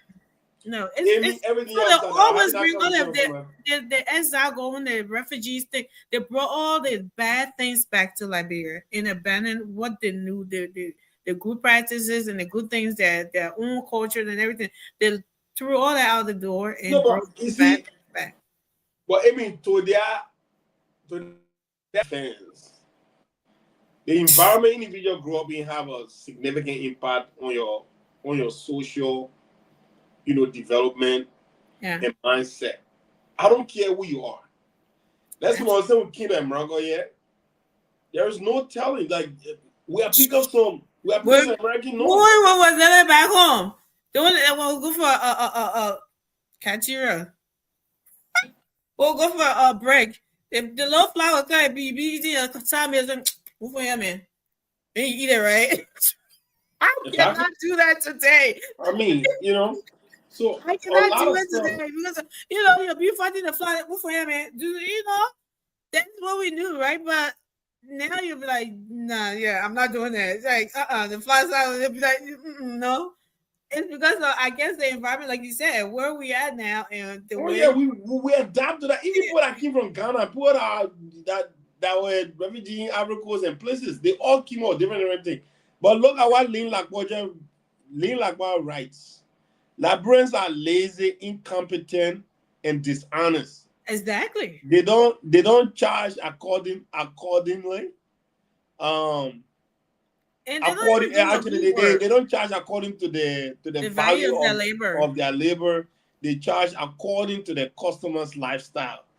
That is absolutely. Let me hear you talk. Well, let me find out that you just came from the States. Yeah. Amy, I'm not gonna lie. I experienced that. Not Waterside. Not Waterside. Actually, the Waterside, right? So I went. I love these wristbands and stuff like that. So I went. Literally, so they began Big Brother. They were selling. The Big Brother head was bent like this, right? He was basically pulling something like going like that. Mm-hmm. So the picture was standing up. So I got there. I started playing one. I took one. I was like, "How much is this?" The beginning said $200, right? Then the Big Brother, I sort of got email. I'm not making this up. When the beginning said $200, they met him already, right? They met him already. He looked at me. As soon as he saw me, then he started beginning at it. So who told you at $200? And I tell you, I give me spoiling price in the player. I told that thing was $450. I look at the guy, I turn around, I laugh. I said, my man, just because you see me, I don't mind, look, bro, I can buy the thing from you for $5, right? But I don't want you to base your price based on my appearance. Mm-hmm. You know what I mean? And that day I wore, like, I short trousers I be in because it be too hot. You know what I mean? That's I said, how I bro, was. It I was was wearing so- short trousers. It was on a light t-shirt. Maybe you probably tell from a complexion or something like that. So I was like, bro, I'll pay for, matter of fact, I'll pay for it for 500. I'll give you 500, but I don't want you to do that, bro. I mean, I can read through that. And then he and I started laughing. He said, well, bro, you know that, you know. I was like, no, man. Bro. That's so something. And you know how here you got the prices on the things in the store. So whenever we went to the market, like with my little nieces and stuff, when they say the price, you know, I just turn around and start counting money. They ban me for going to the market with it. Oh, damn. So Amy, let me get come money. Because why are they talking? Oh, no, I got this. I'll give you this. Can I give you that? I think I did the money and put in there, but they're looking at me like, what the hell is wrong with her? So I did that twice. We came on and said, you're not going to market, right? Yeah, come on. Damn. Yeah, they banned me for going to market with them. But yeah, because they said they see you. That's why I'm like, what do you mean to see me? And half of my family are light skinned. Most of my nieces and stuff, they're light skinned. So I suppose everybody have bread. So why doesn't it? They said, no, y'all know bread is different. I said, no, that's not true. Yeah, they actually like they do that. And then but I didn't see that at all to where I swear to God, I did not see I did that. I mean, but the kids got mad at me because I would just go and then go in my present and something like that. Nah, you're not going to market with us. Stay home. Like, I want to walk around. You can't keep me in the house. Like, but yeah, it was not even Waterside today. It was down the street in Clarendon. Yeah. You know, it did not be Waterside. It was somewhere around. It was over market. Yeah. But you won't get the funds to Ray and Lena. When we got in the market, you see like everybody, our mom, come on. I'm like, who's that mom? That's the first I'm like, who that mom? I'm like, we are mom. But that was, you know, and then but everybody calling you to Ray and the fish, oh my God, fresh fish, everybody just lining up. Nobody, and everybody just calling. So I stood there, I turned around to the child. I said, so Wayne, like, what you can do? You know, they told me, you got money by everything. Like, you better go tell what you want and get out. I said, but everybody just couldn't even tell what you can do. Everybody, how much they fish? I caught the fish. Them money. Now them money fish yet. Oh my God, they were laughing at me so hard when I went to like brother say, you managing that you get broke for you something. I can't do it. Right? The water book can say they can go broke. I can go broke like bro. My heart. I seen this old lady having this little pain on her head. She in the street under the hot sun to Ray. Right medicine, she can barely walk. I seen her, I felt so bad. I was like, they're gonna try to buy everything. I said, how much is that thing there? Then it was like, I said, oh my, how much was that stuff? The stuff she had in was barely $10. So I said, y'all just call me, girl, $20. They'll go home, isn't it? They started laughing. They said, oh my, say, my girl, good to know she'll go pour some more there. But Amy, you wanna imagine like that $20? I was like, I would threaten her to go home and sit down. It's so too hard for her to be on that sun. That $20 you get out of there, right? You just bought a business. You just literally double or investment in a business. I'm telling you, like, those money, man. The kids were laughing. They said that she's not going to sit down. She will not. You'll see her passing on the other side just for her to dodge you. She'll be passing. She'll say business or good. She'll go put on there and be passing. I said if I see her, I will threaten her. Do not come back in the street. There's something to her. Yeah, it's just so sad. That's why I know you still want to go out. That $20 probably can't have for. $20 probably can't have for 1, 2, 3, 4 days, maybe a month. And then Omar will be back on the ground hustling again. People are suffering. But yeah, like to learn something, I was building the little shack on my land for the people to stay in there and you know, watch the land, right? So I wasn't trying to do the same wrong thing because I felt like if I can't live in it, I shouldn't put anybody in it. So we did a mud thing. We plastered this floor and everything. So the first guy who was doing the floor, he left, took the money, and never came back. Every time he has stories, like my wife's this one. Man. Yeah. Like that. The second one came with his big mouth. Man, I can't do that one now. And then we get out one of the money too. To where he disappeared. I said, "Now see, I'm done with this." I said, "If I'm doing my project, I can do it no Liberian." They will eat the money before they can even lay the foundation. Yes, you will even get there before them.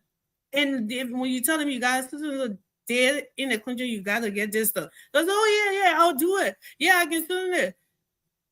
After that, they start giving you stories. That's why those Guinea Pele people are making a lot of money over there because they're just there to make that money, to work.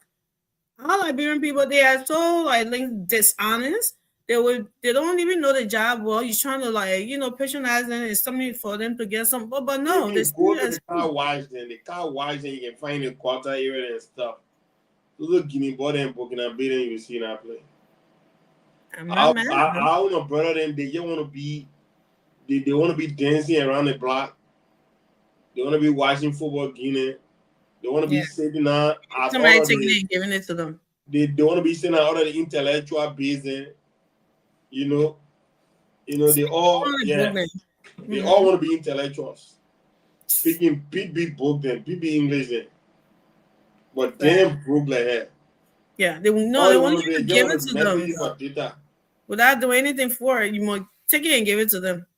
If you don't, they mad at you. Meanwhile, other people coming from other part of the world can get them rich in their very country. Exactly. Isn't that funny? We ain't got no job. Yeah, well, when somebody give you a job, you don't want to do it.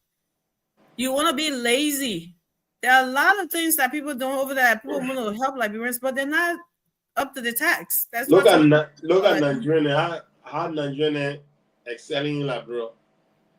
Look at the flag boy. Come in Liberia and get rich. Look at the flag boy excelling in Liberia. But the flag boy, I know they can travel their money and shit from country to country, but even at that, right? You can still see them shiny shoe. I went Liberia full guy shine my shoe in Liberia. You see yourself through it. Huh?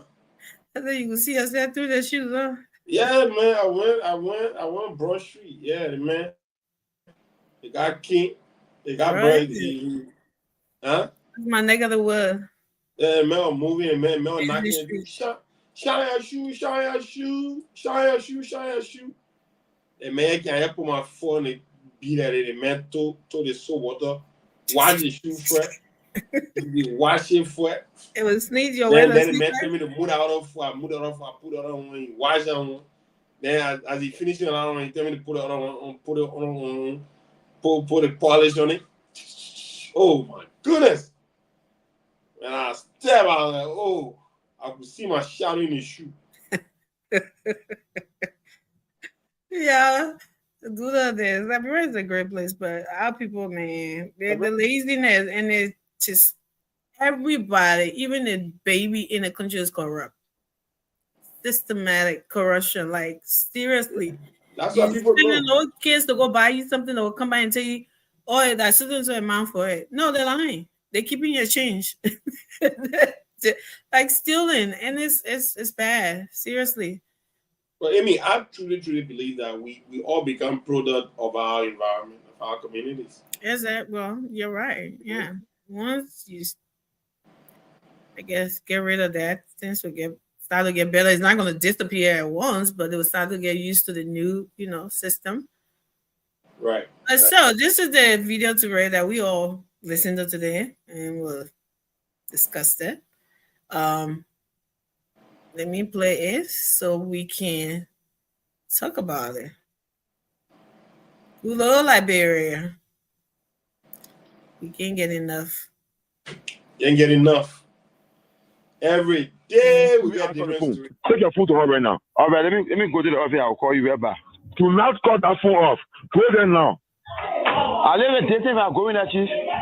No, you're not tasting. I'm hearing them. Keep your phone on. I'm on my way going there. Go in there and leave the phone on. If you're texting, I'm not wearing a uniform. Your commander call you. I'm calling. Then you beat on my daughter? No, she never be on. Yeah, don't pull that girl to touch you when you can't reach you. Papa won't talk to you. Hello, Daddy. Savia, they beat on you over there? Yeah. They beat on you? Yeah, they beat me with a rat. They still beating you with a rat? The thing between me, ma, I mean, the people like When it be you? That will be you. I'm one woman who is not too long. Girl, when it be you? I can't enter in chief. They from there, they all know. But officer, how you addressing me just now? When you call me, I'm on my way coming to the office. No, my question to you, yeah. How she addressing me right now? What she said? She said somebody picture with rapping. No, she said hello, daddy. You know what she said? Yeah, but let me see who do that, and chief. I'll call you right back. You are just entering. You're taking for in she's selling drugs to a smoking drug. Or she was phone in the ghetto? Yeah, chief, she was in a house with a man. In a team round. They were cutting when we got there. But what me to bring on now? Sorry for me saying it. She was born naked there. But the guy had a job that was tying the market. He put up resistance. Sorry for me saying it. He took 2 bags from her. One ever guy said was coming when he saw the man attacking her. I had to join ever man. Then he took the man back from him. That girl is my daughter. You understand what I'm saying? Yes, sir, chief. She's my daughter. You're really so right now to her sister, let me bring her home. What? You heard what I said? Yeah, and chief, 1 minute, me talk to you, sir. Yeah, what you want to say? Chief, they talk 2 hours my bravo. That's something y'all can get later on. Y'all got people when I say release my daughter to. Hello. Hello. Yes, sir. Hello. Yes, sir. Release her to her sister, let me bring her home now to me. But chief, my bravo issue. No, listen to me. You better don't make me get upset, eh? Consider it, don't you? I said release her to her sister, I'll bring her home now. I want to drive the case right now. Consider it, don't you?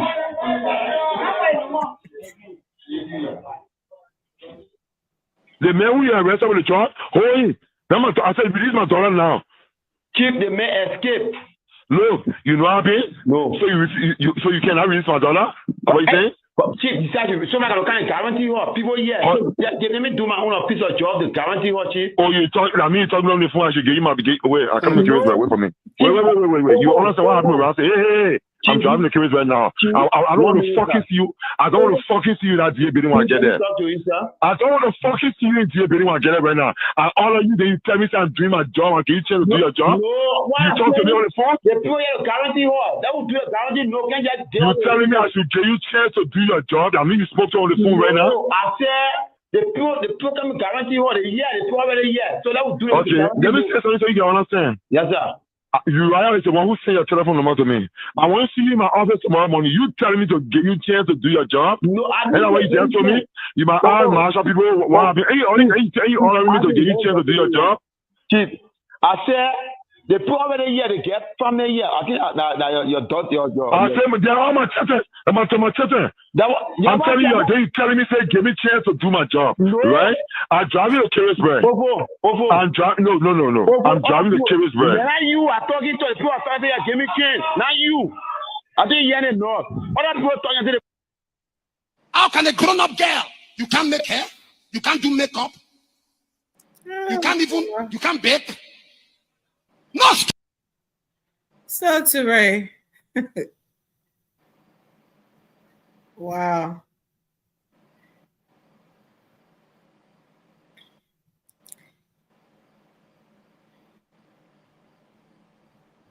There you have it.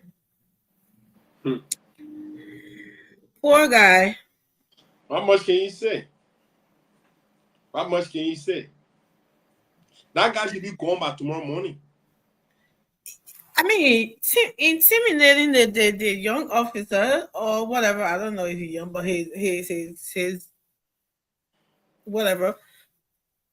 He's telling you like someone has to be here to sign for us or whatever. Oh, I'm telling you, and this, that, and I mean, he should be fired. I don't know who he is, but well, that's the director for the FDA in that part of the country.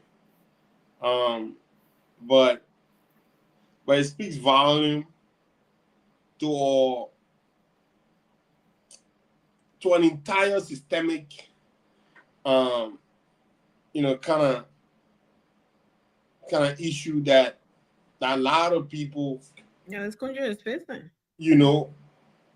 Are subjected. I kind of subjected to, right? Your boss makes all the decision. even when it violates policies, even when it violates laws. Yeah. But when the boss pick up the phone, that girl could have been his side chick. Who cares? They said that's his daughter. Well, I mean, a lot of people got cheering in like brother. We know they're not like chick kids. You know? I mean, no, I'm just keeping it 100%. Hoping another investigation. No, but we in a country where there are a lot of people that call people uncle, they are not their uncle. A lot of people call people daddy, they are not their daddy. You know what I'm saying? Come on, Amy. Like, nobody's stupid here. So at the end of the day, this is how people get off the hook for violating. And that's why sometimes, even when police, they would literally tell the police officer, wait, let me call somebody. So that's why the police are subjected to. That's why the police, and there's a guy now who's trying to, let's say the guy not even trying to challenge you. I think there was a miscommunication there. No, yeah, I just said that. The junior officer was not even trying to challenge him, but he was so super high, trying to impress his daughter. Yeah, how does that speak to a very system? So because that's your daughter, so your daughter can get violent. She was in the ghetto. She was, I don't know if she was high to the extent that she was butt naked, and when he just started to say that. You know what I mean? But Amy, though, this was just on a recording. But these things happen too many times. How many of them? Yeah. Come on, man. I don't even want us to even waste our time on this.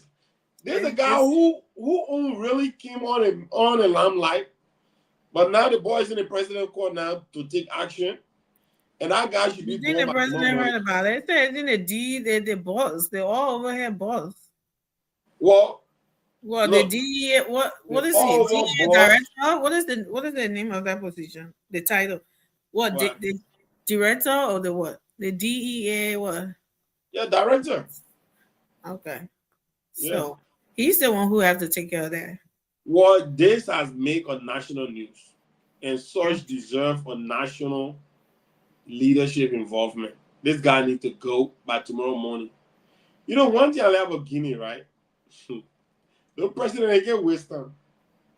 You mess up today, that the president said, "Okay," and he said he's gone.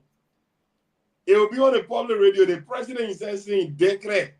They president Amy Marshall Territory. Yeah, that's not my name. Hey, Amy Marshall Territory gone. A big year. Anyways, no, but that would be kind of like something protocol though. You would not be letting a person to do that job. I think the boss, they weren't supposed to handle that, right? Well, the boss. The president's supposed to handle the boss, right? Well, we have seen a lot of instances where the president. Maybe the president need to call him and say, "I need that guy going," or whatever. I don't know how that works. That doesn't sound right either. But yeah, from the way things are going, and I think he that was very very unprofessional. And the guy he was not trying to something. Yeah, it must have been a noise there, but the guy was telling him that somebody had to come. Somebody had that boy because he was being hyped with a guy, so that's how he tried to switch everything. He said, right. "No, that's to you." But yeah, you were super hyped. You were super hyped. Well, I tell you to release my daughter, and then I come into what did he say? I come in there, you're not be there. None of y'all be coming to Carisburg, and none of y'all be in that uniform. So maybe he's the one who needs to get out of the uniform, because if your daughter, that you will say your daughter is doing drugs, and that is the response. And doing drugs. Yeah, he said, "Man, I was something with the drug. I'll hold him." So what was your daughter doing there? Yeah, so other boy children should saw the consequences, but your daughter should be released to go home. You don't think your daughter had anything to do there? What was she doing in the ghetto? What was she? No people were about her getting high.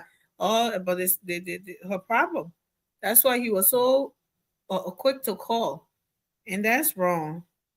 Even if he doesn't get fired, right? He should get some kind of suspension or whatever. What do you mean fire? No suspension, fire. That agency is so crucial, Amy. You don't compromise behavior like that. At That this could be point, a it is covered up. fiction. That could be a covered up. And what that guy demonstrated on that phone tells you a whole lot of story about him. You don't keep that kind of person around. You don't. But sometimes you relieve that person of their duty. These boys in the ghetto, sometimes they say those things, and we be looking at them like, yeah. They said some of these DA officers then like this, they're like that, and they will tell you. And Jerry didn't get the officer to even talk. Yeah. I mean, he couldn't even get the officer to even. I want you to release her to a system now. Intimidate the guy, yeah. I'm your boss. I giving you order, and you questioning me. You're questioning me. What? He's not even there. He don't even know. He don't even know the severity of the crime.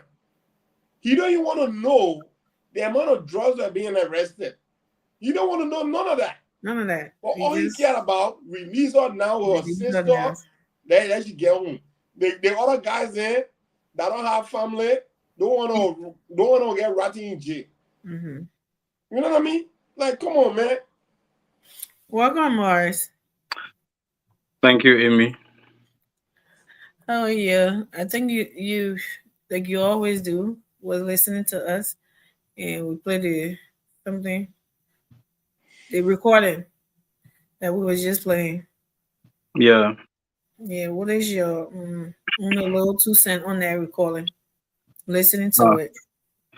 I think for me, I think right after that audio came on the social media, in less than an hour or two, that guy's supposed to be fired or probably suspended until investigation. He get fired right away. For me, if I was the president, that is a clear evidence. I will fire him right away. I'm the president. I appointed him. I'm not even going to wait for investigation. Oh, the president appointed him? I think it should be an appointed position. Yeah, if he's the boss, then definitely it's the appointed position. Not that high boss. I think in another area or something like that. Whatever the case is, I think the president has the dismissal power to take him from the LDA force. Whether he was appointed or not, the president has the dismissal power to take him from there. Especially, so you gotta go. Huh? I think you're definitely appointed, so you gotta exactly. Go. So, but people don't know how to make use of opportunity, and most of our government officials, our people in our country, sometimes they just walking around with their head on their shoulder. But seriously, because that guy's supposed to know the country he lives in. The country is politically charged. Every now and then, people recording people. Yeah, and you imagine if that guy had just said, "Oh, really?"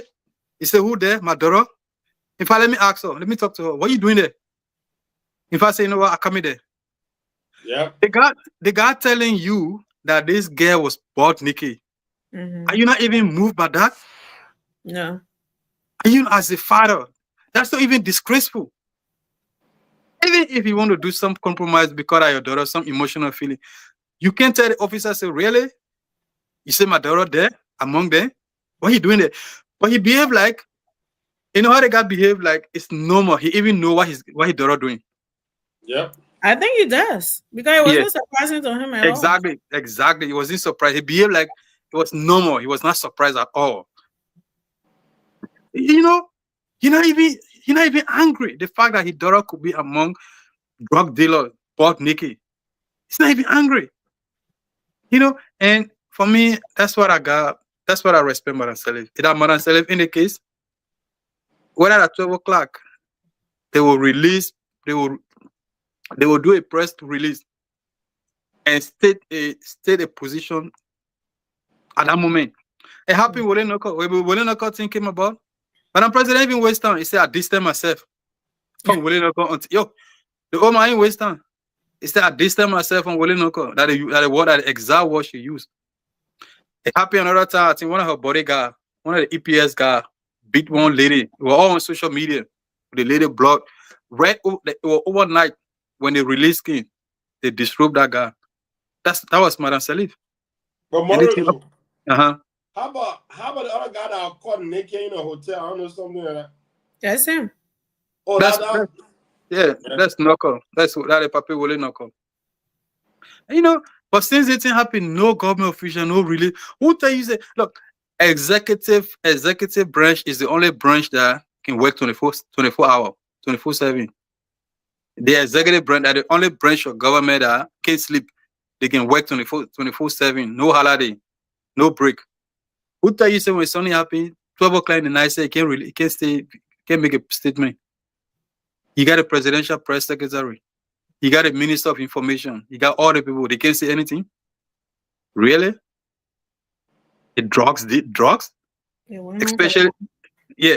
Especially what the government said. The president said drugs are, I know, national enemy or however way he call it. Then they didn't happen. Nobody talking. No, man. It's so disappointing. Yeah, that's what the drugs players need to be. I don't know. They need somebody really forceful, like really tough. And really, I thought yesterday I recommend Momo, right, to be in that area. Momo to go in that area and stuff. We need people there that know what they're doing and have the experience in these places. But it's all about Liberia. It's all about. I don't know if Momo want to leave his salary here and go, but. You know, so like you have some people here that want to contribute to that country. It's not all about the money, right? And they just don't have the opportunity to do so. People who have it over there, it's just all about the job and the salary for them. How they make a difference in that area, they don't care about that much. It's just all about the job and the salary to them. And that's the sad part to it. Because like their father, Touré, father, was not trying to. He's not trying to set an example. So people would know that he means business. Everybody in that area, drug dealer or whatever. But they know your daughter in it. They know that you know. And every time you're happy you moving, you're taking her out of it. So they're probably using her like, you know, for a shield and be doing it with them. Because what was she doing in a ghetto? What was she... Like that, Mara said, you're not even angry that you heard your daughter was among drugs dealer and naked, and all you could start yelling at the officer. He said, chief, but we the officer said, oh, kind of funny. He said, chief, but we said, I don't know you don't leave us alone. He asked me, you didn't want he said, I'm sorry, done. Yeah. They may not even security. I who here with my limited experience, with my very limited security experience. I can't even speak like that. Seriously, as a boss, you talking like that? He got no sense of calculation to say, well, I should be careful. That man, I'm not here alone to that play there. You got other people there. I shouldn't be talking like that. He don't even, He call himself security. He call himself security man. He just talking loosely. You don't even care. Because as a security, it should be very, very, it should be, it should think way above the other people, because the thing is that he don't even care whether the phone on loudspeaker or not. Whether the man talking, other people there listening, he don't even care. He call himself security man. And nobody even know this guy. Only for people to know that the guy ADA boss that can scream, that can shout. Only when he did up and found herself among the criminals. Nobody know the guy. Or just a few days ago, I was saying, we need an aggressive LDA boss. People supposed to know that they're supposed to be afraid. The people supposed to be afraid of them. Police director are not supposed to be soft. They are certain position, you're not supposed to be soft. They're not bread and butter position. You're supposed to, people supposed to, when they hear your name said, they're thinking. Like A.B. Krumah or not, when you hear A.B. Krumah name, you know that yes. How it's supposed to be. Nobody even know about this guy. Only for him tonight come screaming on the phone on the guy. I will show myself to you. What is that? I'll say Baka, the government, Baka is just. I'm really, really disappointed in the government, especially the kind of thing the president of the country. I'm disappointed. So, should we say to the president something? Should we think that the president heard this? The president must have heard it. Must have, but we don't know for sure if he did though. So as a president, no, I believe he heard it. You're talking about Liberia here. You're not talking about no sophisticated people that they're on top of that game. The information minister, they said how many times the ministry, how many times we can hear things from there. before you would think that the president must have heard this. That it That happened is, at 12, they will go and tell you, say, oh, guess the president here. No, Amy, I don't believe that. Amy, that's the I president. don't That's why. believe that. That's why I just told you an incident happened with the EPS guy that was marrying President Salif when she beat the lady in less than 2 hours. The president, well, in the night, ask anybody who know that story. The president fired the guy overnight. That's what I said. The executive doesn't sleep. The executive doesn't sleep. But Mauricio, at the end of the day, these things are national news. And anything like this, there's only been going all over the place now. The president might have heard this now somewhere, somehow. But what I just said. Yeah, you have to be swift. You know, exactly. But I told Amy that even concluded. You have to be swift in the decision. Right? Like there's certain things that you can wait, certain things that nah. The Ghana need to be suspended. The audio is evident by itself. He did not care about the entity. He did not care about the moral code of the entity. He did not care about the ethical aspect of his profession. Literally, we caught these people with blah blah blah blah. He didn't even want to know what his daughter, quote unquote, his daughter was caught with. Let her go. That right there is being biased to your own system. Yeah. Let her go without any investigation, without any preliminary investigation. Release her to right? Release her to her sister. I send your sister there right now. Who do you think you are? You know, so the president don't need anything. The man don't need to be suspended. The man need to be fired. Gone. Right. I agree. He does. Seriously, this is a serious issue with dealing with. This is a slap. This is a slap in the face. It's a slap in the face against the fight against drugs, man. It's a slap in the face. And Amy, I don't think anybody in Liberia right now that can really, because you see, when you talk about Momo Tule, right? There's a system. This what's gonna give someone a hard time, someone that leaving from America to go over there. You have to be someone that is deeply entrenched into the community, into the area, someone who knows all of these things. You know what I mean? You put Momo to there, Momo to heavily rely on people that have been there. Momo knows there was some, huh? He knows there's something. Well, but that's what I'm saying. That's I don't know. What should I say? Nugutan or someone, but what he call himself? Boy, you know. You almost. I think the opportunity was missed. Abi Krumah would have been the only guy. The only? I don't believe that. I mean, look. Let me tell you. I don't believe that. Listen to me now. Let me tell you why. We saw how the people are gravitating towards Abi Krumah. They knew that when Abi Krumah was, we saw the momentum in the street. Yeah, but you heard some things though from the drug dealer accusing him as well, right? Well, look, so it wasn't all burn, but it was mixed feelings. That was the politics of it. That was the politics of it. Okay, everybody can get accused of anything. Abi Krumah, it was a missed opportunity. I really thought Abi Krumah even was misplaced in terms of where I actually wanted him. I think so too. Right? I think he should have been in a police post. Abi Krumah should have been the other guy. I'm talking about operation guy. Deputy. You know what I mean? Of operation. Operation guy. Abi Krumah should have been the field officer, like the guy on the field. Right. So that's where the whole thing got messed up. That's Abi Uno area. Right, enforcement going there because you could see even as early as it was in their work, Abi Krumah overlapping.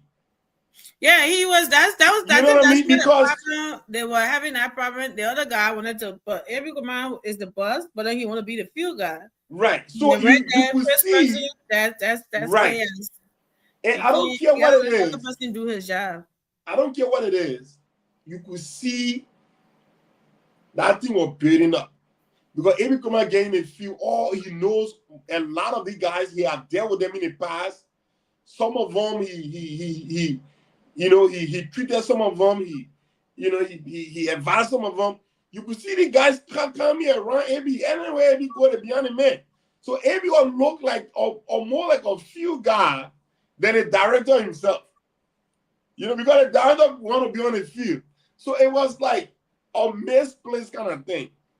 And nobody want to be, nobody want your boss to be on top of your neck all the time. No, you know what I mean? You know what I mean? I mean, the boss be in the office. So I heard about this place.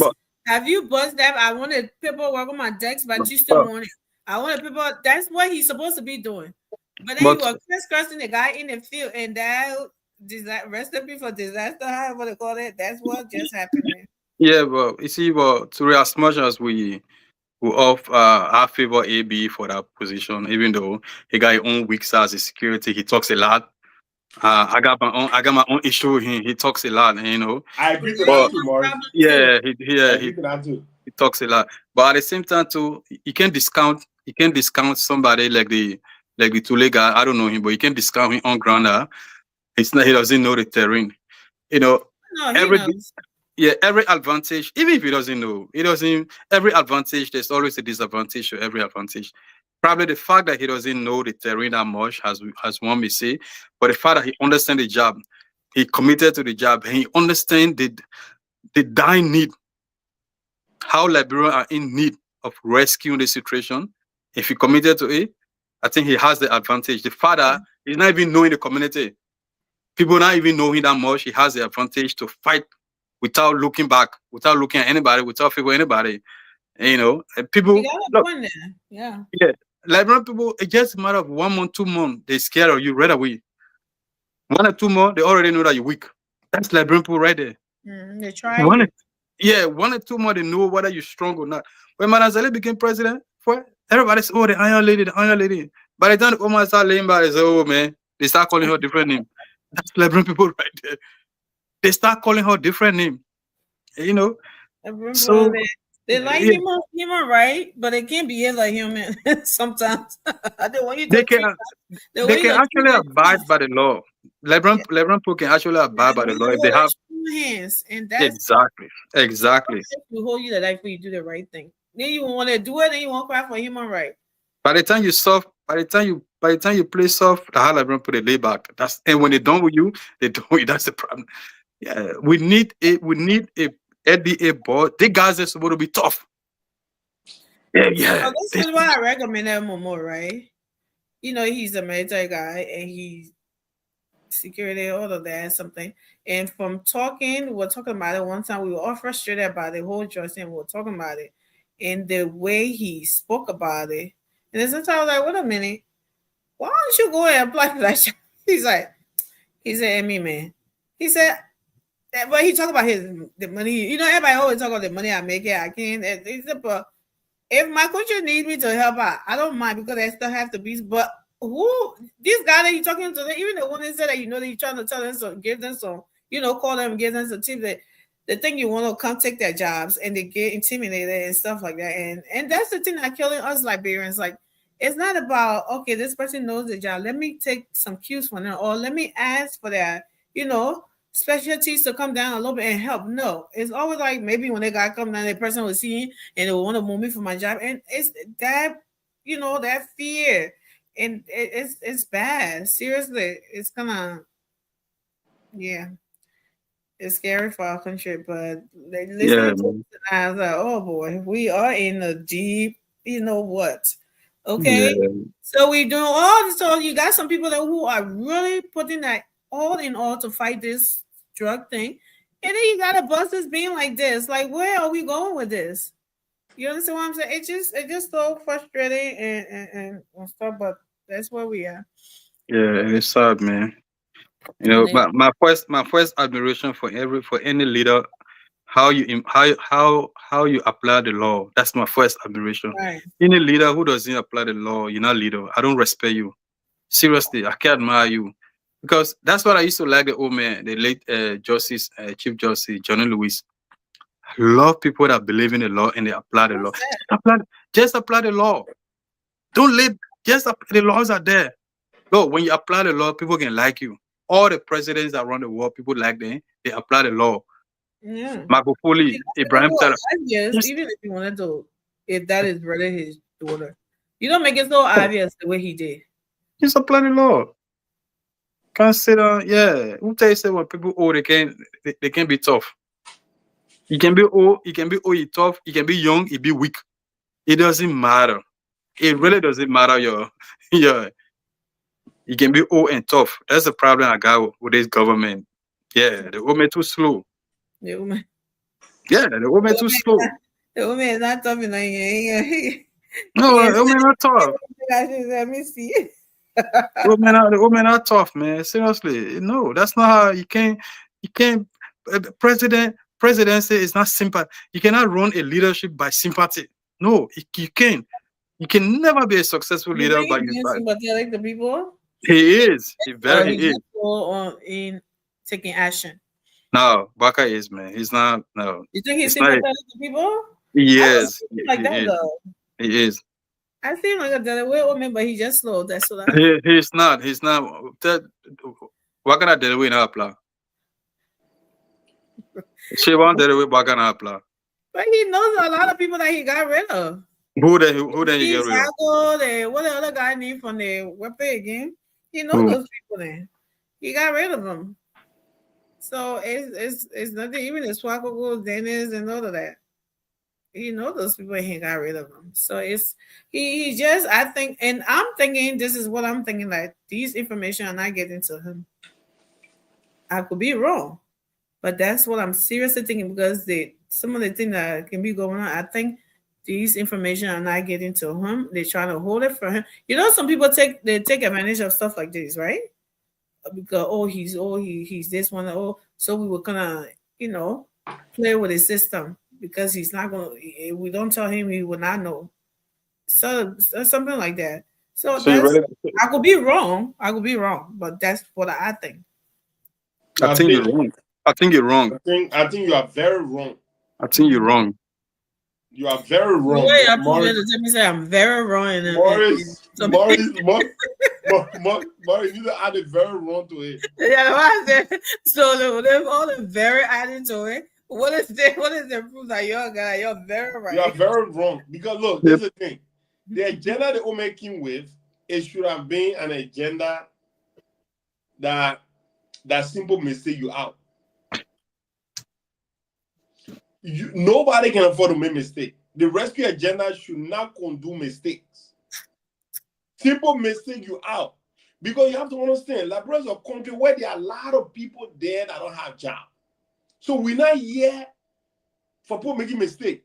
You have to understand that if you lose your job, there's somebody there the next morning in line to take it. And when you take your job seriously, you're not going to make that mistakes. Anybody that made mistakes, like America, do you know why people don't give a damn about certain jobs? Because they know when they lose one, they will get another one. Mm-hmm. You know what I mean?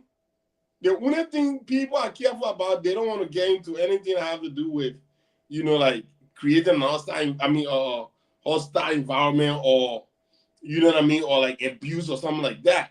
Right, you don't want that on your record. You don't want that on your record, but in terms of like losing job and then getting another job, the possibility is there. But like, bro, you lose job in government, shit. Now you have to wait for another government to come. That's the thing. And you know why I say you're wrong? Mm-hmm. You know why I say you're wrong? Because you see, the president is not in the box. The president is not placed in a box where nobody can reach to the president. Only 1 or 2% know. That's not how it looks. The president got more than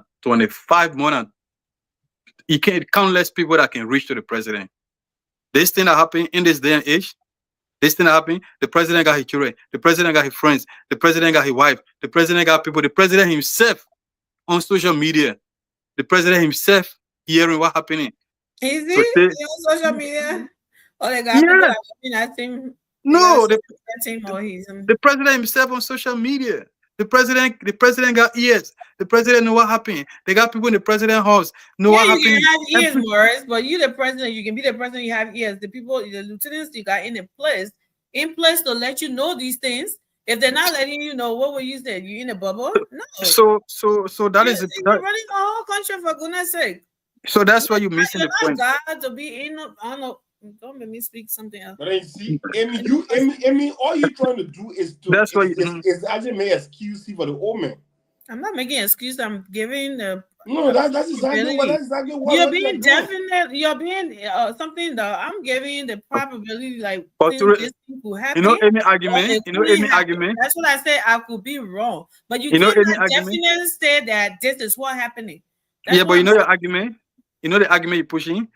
The Yeah. argument you're pushing is that the only way the president can hear anything, certain people have to tell the president. That is the law. That is the argument you're pushing. The only way the president can hear anything, certain people got to call it. Mr. President, I so and so to you. I'm Can I telling pick up you, the phone right now and call the president and tell him this? no, because you're not part of the president cabinet. Do you see what I mean? Because you're not in the president home.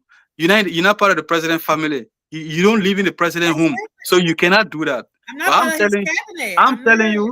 I'm telling you, besides the press secretary, besides the information minister, the president got a whole lot of people that can reach out to him, especially on the kind of issues. That's why I'm telling you.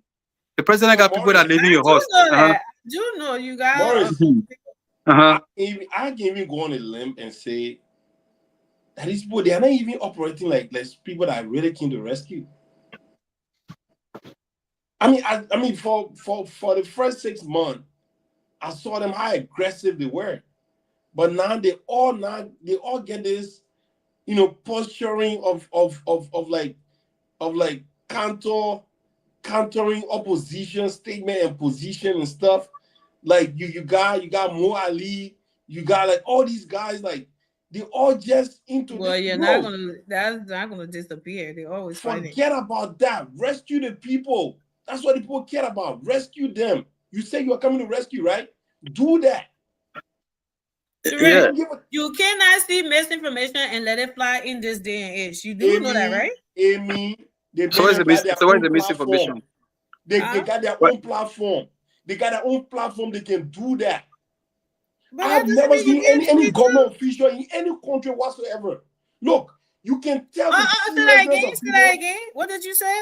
I've never seen any government official in any other country responding to opposition unilaterally, like everybody just. Oh, I think you say you never seen it at all. I'm about to tell you. I'm about to get you Twitter account into for you to go visit right now. Where? I'm about to get you tweet in for you to be reading some tweets right now. I'm saying, you look at the Johnson guy. All day talking, the Johnson guy at the American.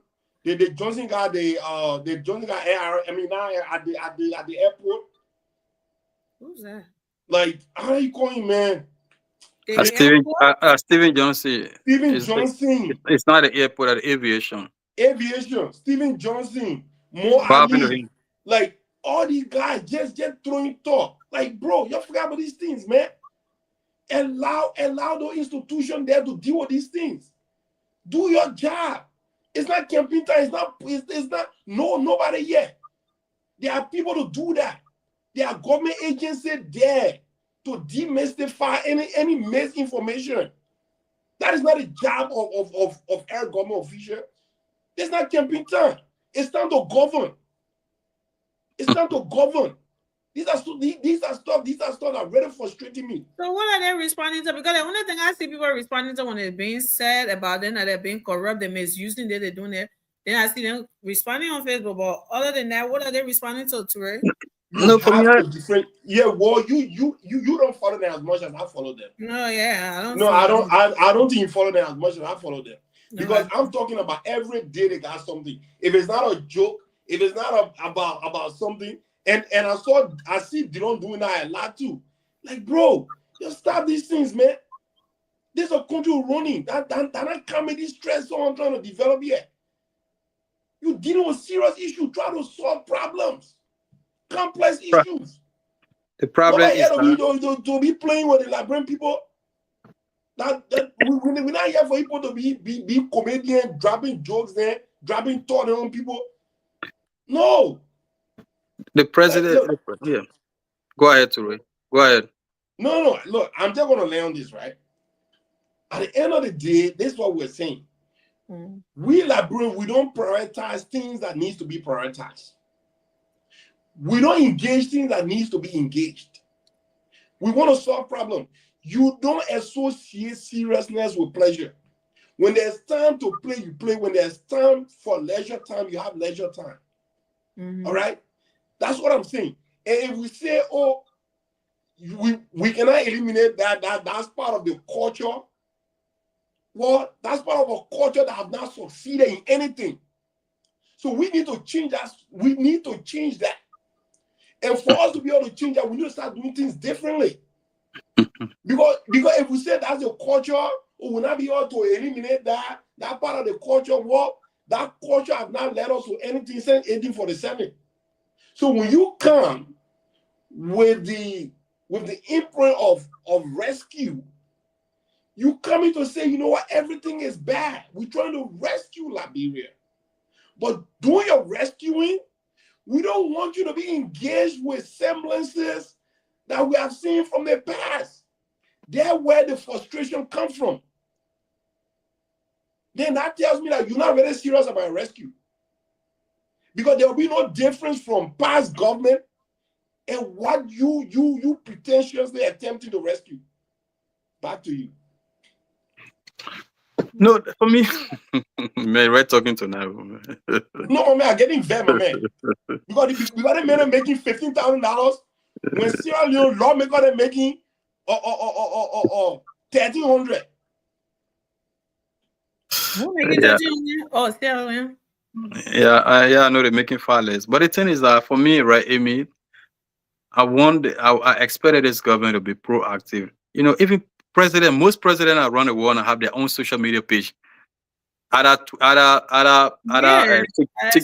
Facebook. Yeah, they have their own. Yeah, presidents have their own social. They have their own social media page. Through that social media page, they can communicate. My argument here is that these things happen. Everybody on the social media now know these things have happened. At this point in time, no press statement to even caution, to even let the citizen know that yes, we are aware of what's happening, but we'll take charge. We're in control. Just that statement alone, we're in charge. That's my argument. For you to say because the Minister of Information have not informed the president or the press secretary have not informed the president, so that means you don't blame the president. I disagree to that. That's my disagreement with you. The president must have known. Well, I did not say. I said could be. I did. You're the one that's speaking like you know it for 5 years. I'm just saying probably. I did not say anything. Give any definite statement here because I don't know that. Yeah, but we're giving you a you're telling me this is how it's supposed to be, but we don't know that for a fact. We're giving you a deductive. We're giving you a deductive reasoning. We are giving you a deductive reasoning to tell you that the president is aware. You on the other side say that no. So we are giving you. You're not listening to me. I said, could it be that he have not been told? That's what I said. I'm not. I keep telling you. I said I'm not giving you any statement here because I don't know for a fact. It's a fine way of saying it. It's a better way of saying it. The president, you know. So we understand the language. Tell me what I'm trying to say. What's wrong with you? It's a better way of. Nothing wrong with me, but just a better way of saying the president. You know about it. I know what I'm saying. You don't put words in my mouth. I know. No, it's just a better way of saying it. I said, could it be? It was a question to you. Could it be that he have not been told because the time it happened, or the people that we know to be proactive, or like supposed to be? Yes, you're saying now you're expressing frustration because of some of the things that you want to see. You haven't been seeing it. So where do you think I come from with my own information to want to think that way? But you don't have no information. But you don't have no information. And you do? Yes, because I'm telling you, I'm giving you deductive reasons that the president is aware. You on the other side, you say he could. Yeah, so that's the difference. You're not definite, Amy. Exactly. You on the other side, you say it could be. Right? Very definite. Yes, but so that's the difference. He has no proof to that. He's just been definite, right? He want to be. Oh, what? Really? You are not sitting right here. Are you serious? Yes. But Amy, what proof the man need to inform me that the president is slow? We all know this. The president is slow. Yeah, being But slow. We're not talking about being slow. We're talking beside about that, being informed.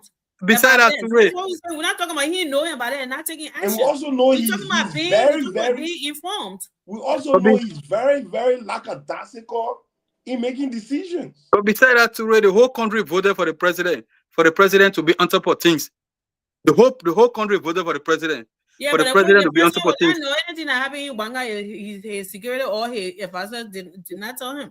You Amy, can the whole country can vote for him, but it doesn't mean he's everywhere at the same time. I don't know where that argument come from. The whole country voted for him, but if something happening in Parliament right now, so because the country voted for him, something happening in right now, he's supposed to be on top of it. He's supposed to know Yes. if the advisor has not informed him, if the advisor, yeah, well, let me talk my own now. You're finished talking, me talk my own. If something happens, yeah, allow her to talk because allow her to talk. Yeah, listen to us so we can talk because you saying the same thing. Like that's gonna sound a little funny in my ear. Why would I just sit and allow you to talk and I shouldn't talk? What does that mean? It means that you what saying I'm saying doesn't make sense. Those are not my words. What I'm saying is that you say those are not my words. I'm telling you that you're saying the same thing over and over. So just allow her to talk because you say we're not giving you a chance to talk. But then just give her a chance to talk. So, Maurice, tell me what different thing you have said here by you saying the person knows about it. What different thing you have said from that? So we've been going around it. What was the different thing you have said that I'm saying the same thing and you're saying different things then? Tell me what's different thing you have said from that. Apart from you telling me that the president know. What else have you said there that was so different that you tell me to shut up so you can talk?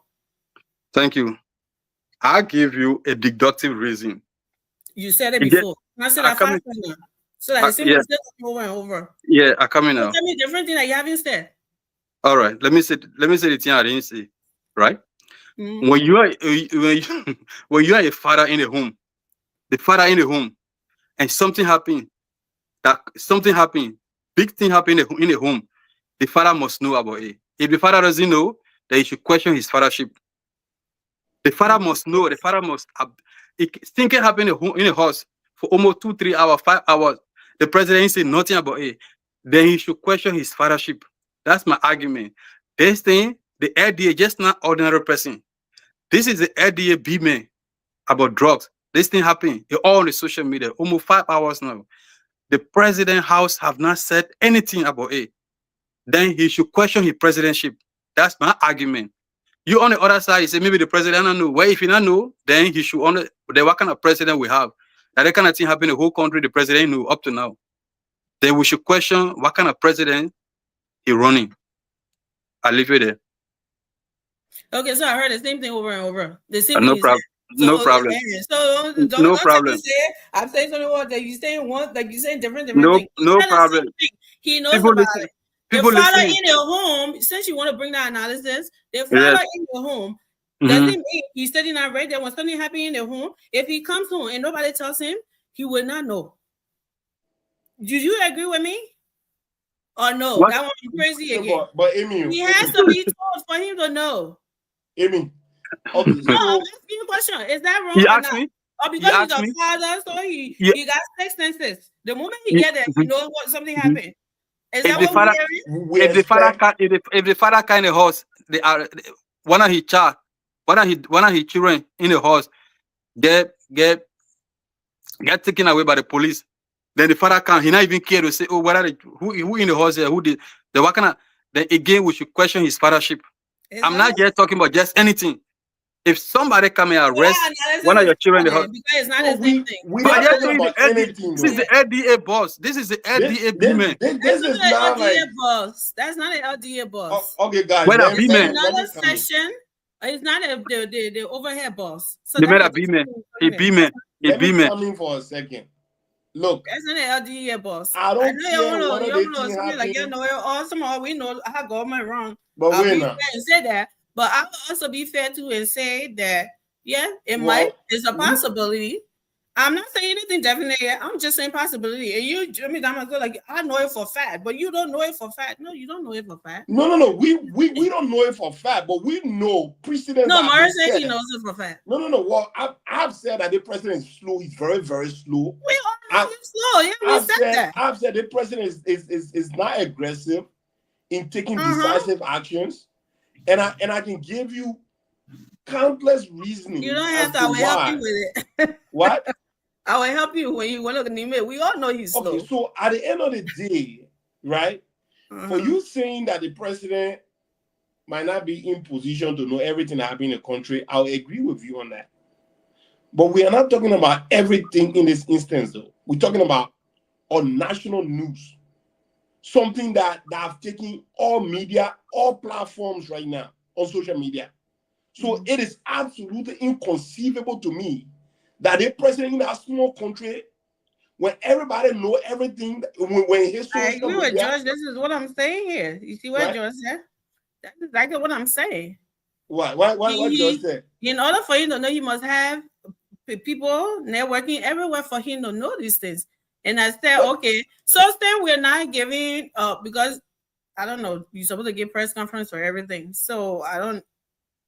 It's not about giving press conference for everything. There's no press conference being given here. Does it mean that they haven't told him yet by the information minister? I don't know. I don't know. I'm just saying. I don't know. Emil, this is the thing. Let me learn on the before the George post came about. Look, there's a major news headline in the country. All right, I can put my hair on chopping board that they think I've crossed paths in the president's household, and I can also put my hair on chopping board that way. Yeah, I can also put my hair on chopping board that the president has some of the number of advisors the president got is so damn much, and besides. Of course, they may cover all advisors. He got all these advisors. They don't have to justify why do you have that many advisors when they're not advising you anything. That in itself is another question for another topic. And then there's an area. You have district commissioners, you have superintendent, you have everybody in that area there. They are placed there for the eyes and ears of the president. So there's absolutely no excuse why the president should not know about this. So you and I are saying the same thing, but it's just that maybe you want me to be acting like I know it for a fact, and I'm not. No, and you're right, right? Acting like you know it. I'm not saying that is not true. But we are talking about Liberia here, right? Are these people doing their jobs? This is what I'm saying. And I said this before. This is not my first time saying it because there are certain things I expected the person to know about. To say something about it, and he never did it. So I was wondering, like, is the president being informed? Are these people doing their jobs? They could be doing their job. They could not. Let me not say we, let me speak for myself. I don't know. That's what I said. Could there be a possibility that this? I agree with you, Teray. There should be there should be having people working overnight. That placing calls. If he's not asleep or whatever, or even if he's asleep, this is not a danger for him to be waking up like to say the country is being bombed or anything like that. But God forbid, get something like that happening. Yeah, if you have people in the president's house or something that waking him up to give him the news to put his PJs on and come sit down on the table and make some decision, yeah, you should. But I'm just questioning what is wrong with that. I know it for a fact, and I don't know it for a fact, and it should be happening. Of course, that's what I'm saying. But can I be a little objective and be a little, give a little possibility here and there? Yeah, and, no. I mean, you see, the reason why some of us are frustrated, including Morris and a lot of people here, people went through a lot to have this president elected. All right. And to tell you that the president don't know that almost 200 people in the executive have not declared their assets. So you want to tell me the president know, but I want to.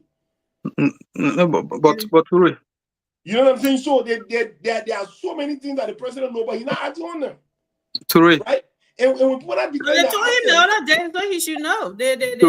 What almost man? The ombudsman came out. Yeah, they came out the other day. So right? If he didn't know, now he knows. So there are so many things that is so frustrating that we say, because you say you want to fight corruption. And how can you fight corruption when you are not even putting the mechanism that helps you right to fight corruption.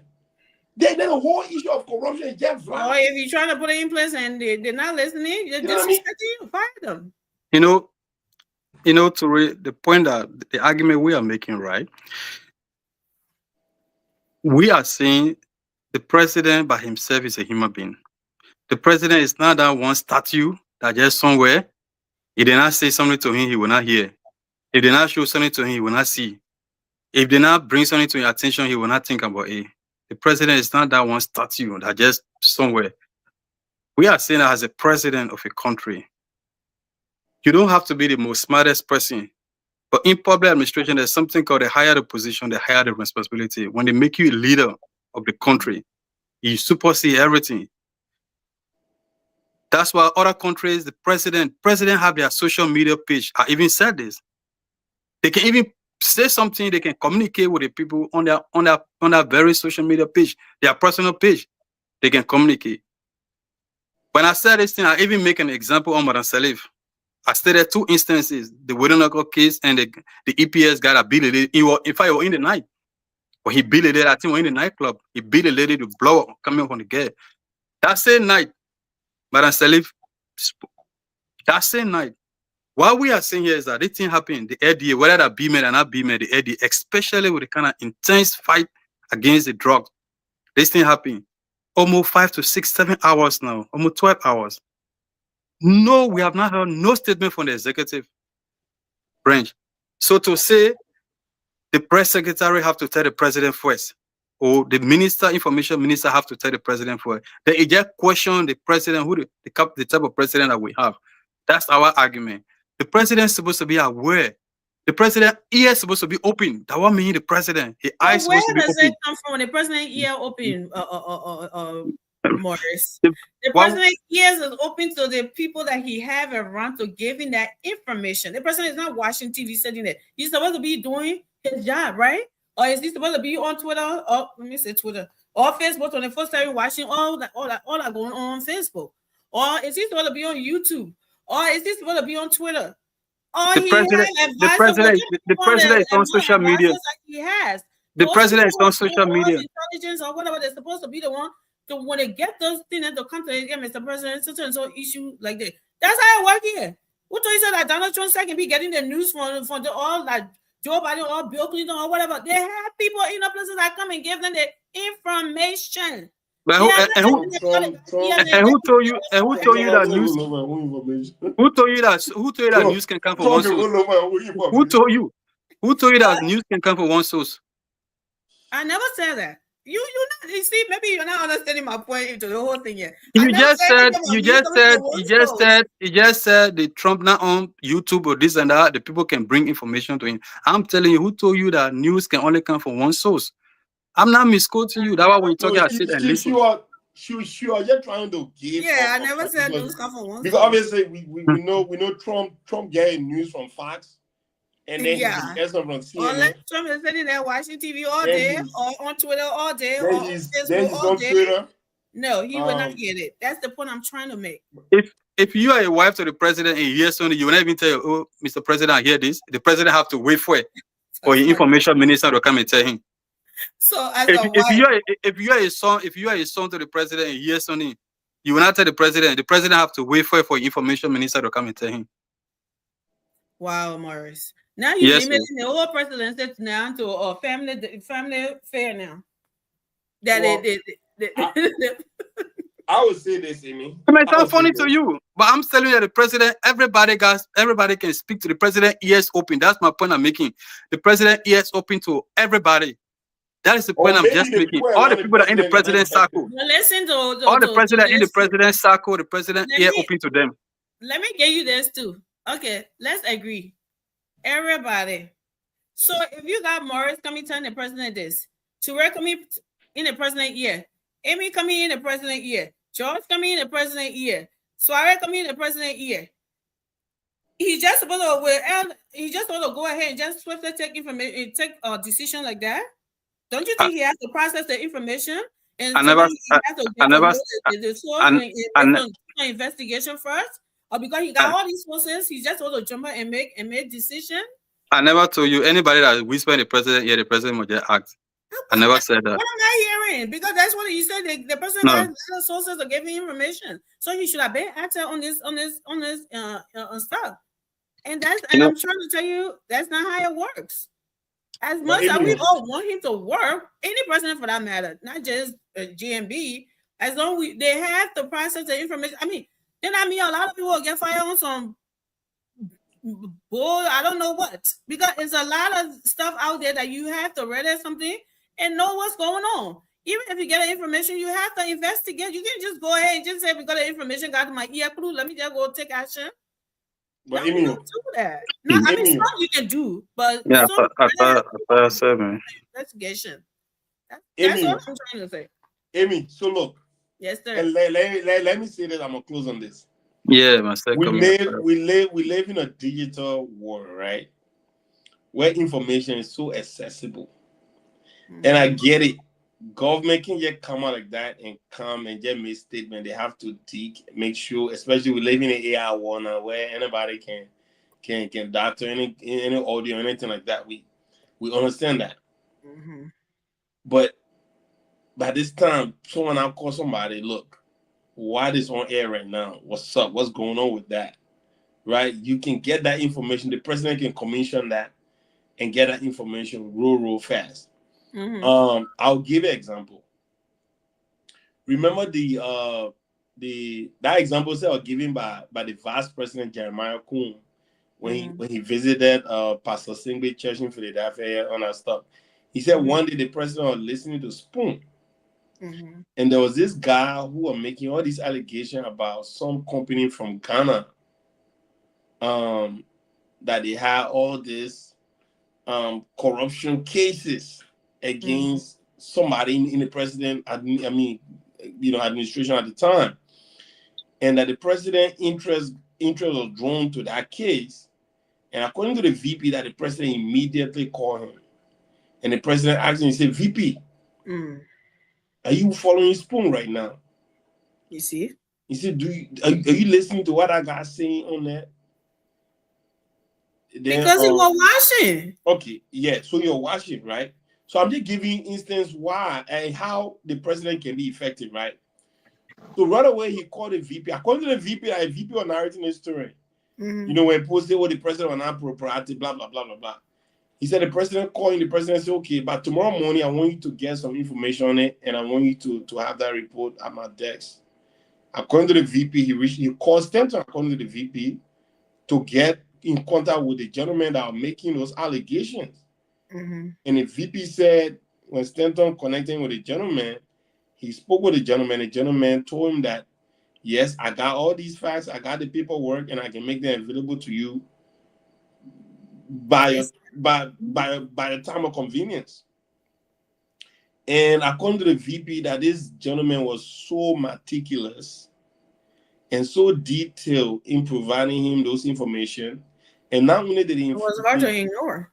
Not only did he inform him, not only did he provided him those documents to him, but the guy took his time and highlighted key areas that he wanted the VP to focus on. He said the document was like a Bible size.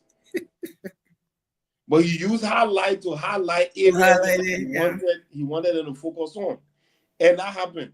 That shows that the president was being effective. And I said this, Georgia said this. If the president does not have people around him that are monitoring social media, because everybody should be monitoring. He should, Judge. He should have people. Right. If the president is not capable of hiring people who are effectively able to inform him, then why is he president? And let me tell you, presidents should have social media. This president's social media account is not actually being controlled by the president. By the president, no. Right? They got specialized social media handlers. They post and all that stuff with the president approval. I think as a president, yeah. So all of these things have to be in place.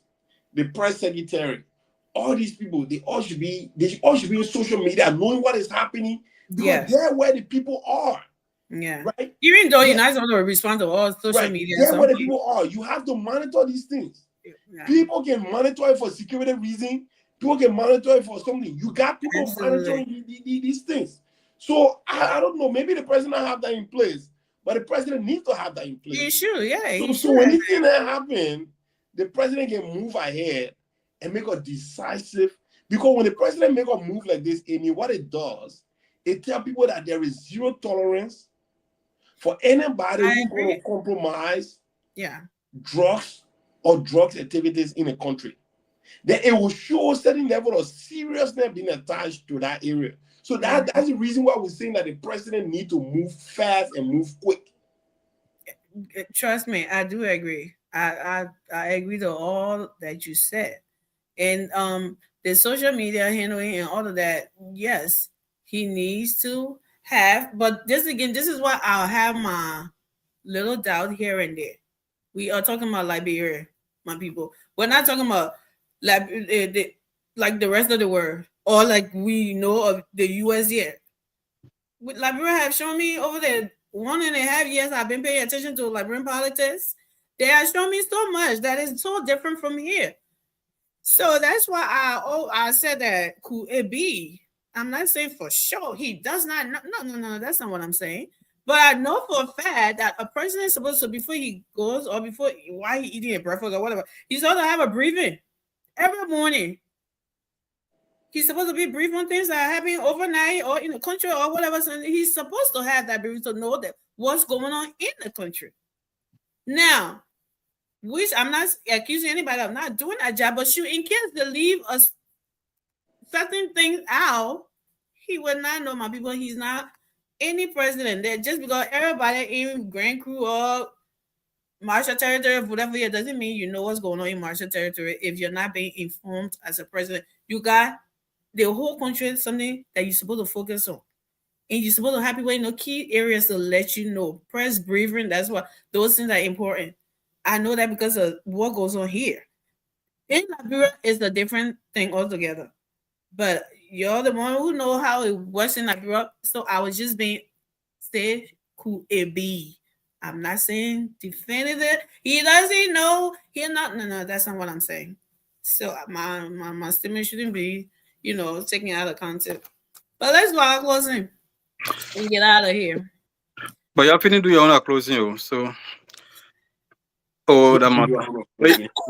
John said, look at John. John said, I listened to Dillon. I listened to Dillon last night or tonight. If JMB wants to succeed, he must fire everybody every day. John, nobody will work in the government.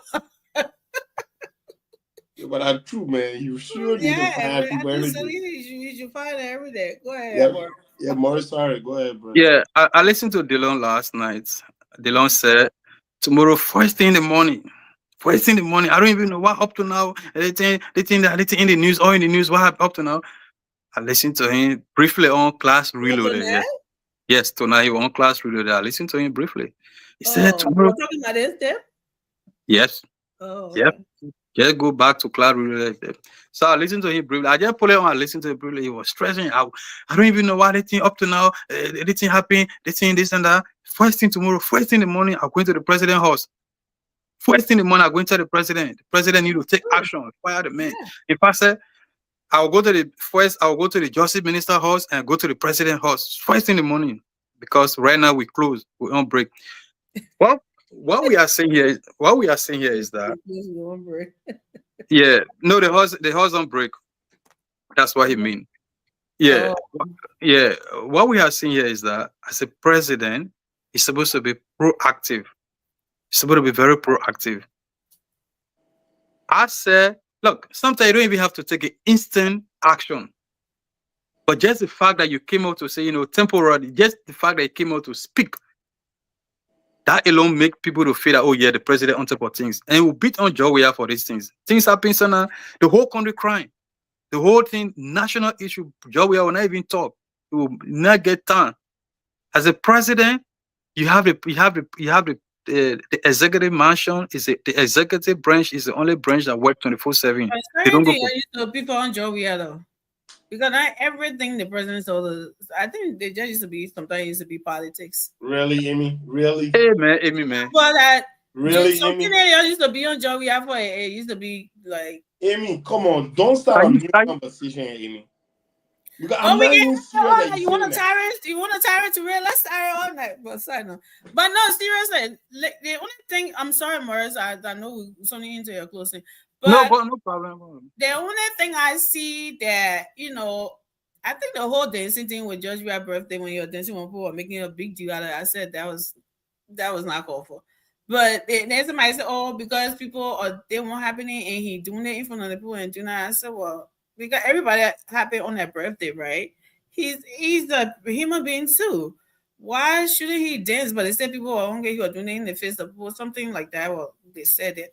But no, some things, not everything that the president is supposed to speak about sometimes. Well, if it's really something grave, like big, that's when you have press secretary then to speak on those things. If you will agree with me, you're a public relation guy. You there are certain things the president needs to come out. He be the one to say it. But there are certain things that here press secretary, all the information minister, that you I don't know what's the difference there. They said they're the one who handle those things. I don't know. I'm just going by what I see here. I'm just sorry. Look, I agree with that. Speak on everything here. I agree with that. Never used to speak on everything. I agree with that, but we can also agree that there are certain precedents that they are exception to the rules, right? These are people that are not quote unquote traditional politicians, like the Donald Trump of the world, the Joe Weir of the world. These were people that came from a total different career path, found themselves into a total different arena that they had absolutely no prerequisite understanding about. So their difference to conforming to the quote unquote the norm were not respected. You show me any president that released music back to back. No, that one is out of the question. That's not what I'm talking about. Yeah, that one is out of the question. So obviously we accepted that. But major things happen in our country, Joe Weir refused. And I want to put him on the phone that Joe and our color speak on the people. Yeah, sorry, I digress. Sorry. I'm not saying, but certain things that people just used to say he's not saying anything, I thought that was unfair. I mean, when I'm talking, Amy, the no boo. Look, but Toure, right? Nobody say the president should just go about. Look, we all know what the presidency means, the office of the president. Nobody say the president should just go about speaking. On national issues, the president got the largest voice. The president got a bigger platform in the country. On certain issues, people expect the president. And if you even listen to McKinley, my argument here is that the speech does not necessarily have to come from the mouth of the president. If you listen to me, I said even the executive mansion website is supposed to release on certain issues, supposed to have a press release on certain issues and say, you know what, we are in control. The president is in control of this. Momentarily, the president will speak on these issues. Yes, I agree. Yeah, I totally agree, Morris. I agree with that one. Yeah. That is just something like you just put on there, and you don't even need a president approval for that. Yeah, the press secretary operates that, right? Huh? Exactly. The press secretary operates them. Yeah, right. You don't need the president approval for that. Right. That's when he said, "Look, we are aware of the prevailing situation in the country. The president has been informed. Right. The president has been informed. The president is making appropriate assessment and will be addressing this issue at an appropriate time. Or momentarily the president just something like that. Yeah, but he can't lead the whole country. He can't lead the whole country and say, "Oh, well." So because the fact that these things is not happening, the president will blame the president because he's the head. That's what I said. He's the one that everybody in the country voted for. Yeah. Everybody in the country voted for him. The only man who everybody voted for in the country is the president, not any other president. But the senators know that. The senators are voted by their constituents, their county, and their constituents. So the president is supposed to be proactive. The office of the president, which is the executive mansion by extension, is supposed to be proactive. Yeah, I agree with that. I do it. That's what I say. I don't know if what I charge. Kiki, that small blue part for them. Joseph Boakai Bennett, that small blue part. Any, that woman walking in pool water. The government was succeed by fire, by force. By fire, by thunder. We will make it a succeed. Yeah. The forces that we had. For the Joseph Boakai Bennett. No, you're right. Seriously, we want to see. For once, I supported Joe Boakai because I thought that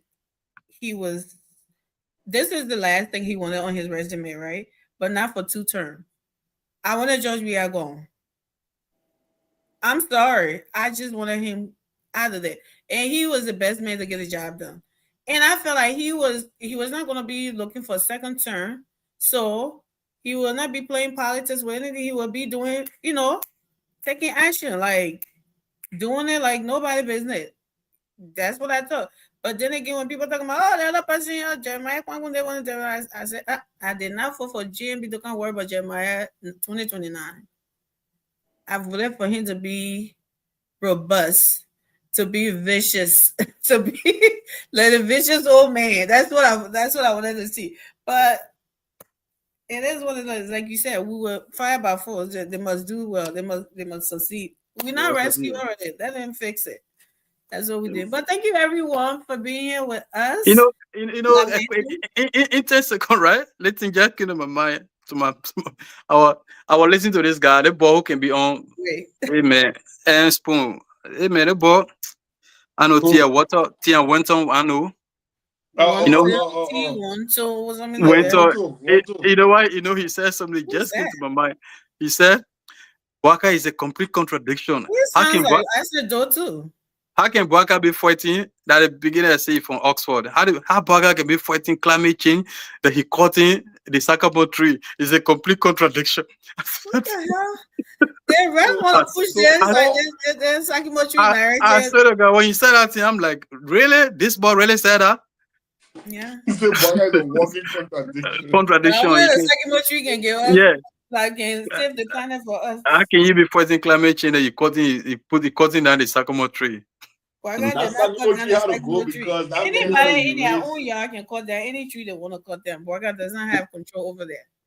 That man had to erase CDC.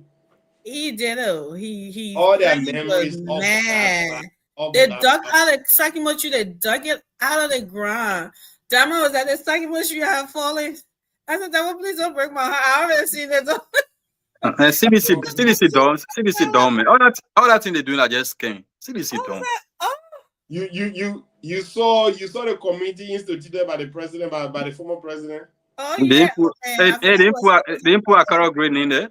I got there, but Chemetarata was there. Yeah, I saw the man in there.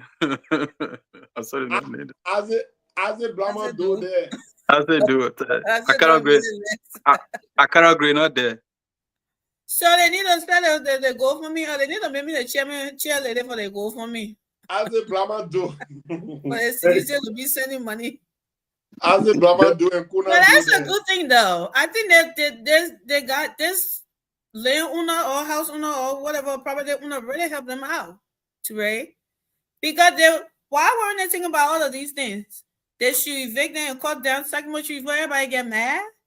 No, but so it's the same thing they say about like bring people like that turtle. You gotta put fire on their backs before they walk. Exactly. That's why it had to come to this point before CDC be serious about building a headquarters. Maybe we need to do that to UP too, so they can build their own headquarters too. CDC is full of a lot of engineers. Even I met George here. George an engineer. George will not go point where. He would be sitting in hospital running him out. George, maybe. They want to see the love. He wants to see the love that they got. He go there to go do something. But George, come to be $10,000. Yeah, right. I want to send it to me. That man said send it to them. Then I will believe it. In life, Amy, if you fail to prepare, you prepare to fail. Yeah. What you need to take care of, you not take care of it. Sometime down the future, you shall regret it. They need to look at this guy and tell him thank you instead of them trying to look for blame. Right. They'll fill you and be. That BNP they wanted to play on the guy.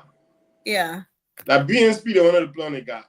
They say, okay, because it was election year, the party is struggling for money being right now. Like give you 50,000 when we win election, we are taking over the state power. Money will come, then we'll buy the play from you. Say fine. They may agree. Then if you win the election now, then the party will be different in it. You still heard Grace Beagle said that you were billing? You refuse. I heard you trying to sell that place, but it's too expensive. You refuse to pay the man rent for the duration of your 6 years in state power. Yeah, that suits you. Right? What if you were depending on that for survival? See, Labrador is a funny country.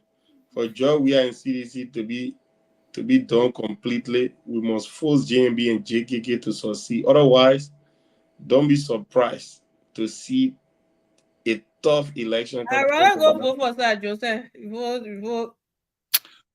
Joey, I can be president. I will run cabinet for Sir Joseph. If they don't want, I can be. I think doing. Yeah, we are can be president. Thank you everyone for coming and being here with us tonight. John, you rock. Even George, Melvin, fireman, Jed, Dunzo, Robert, sorry, disappear. Barry, like what? Disappear. Well, long time. I was too tired, you man. Guys.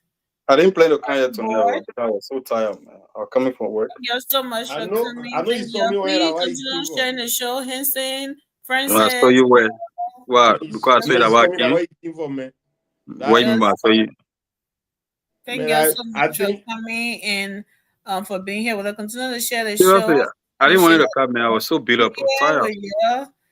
Guys, I'm closing. God's willing, tomorrow. Thank you so much. And you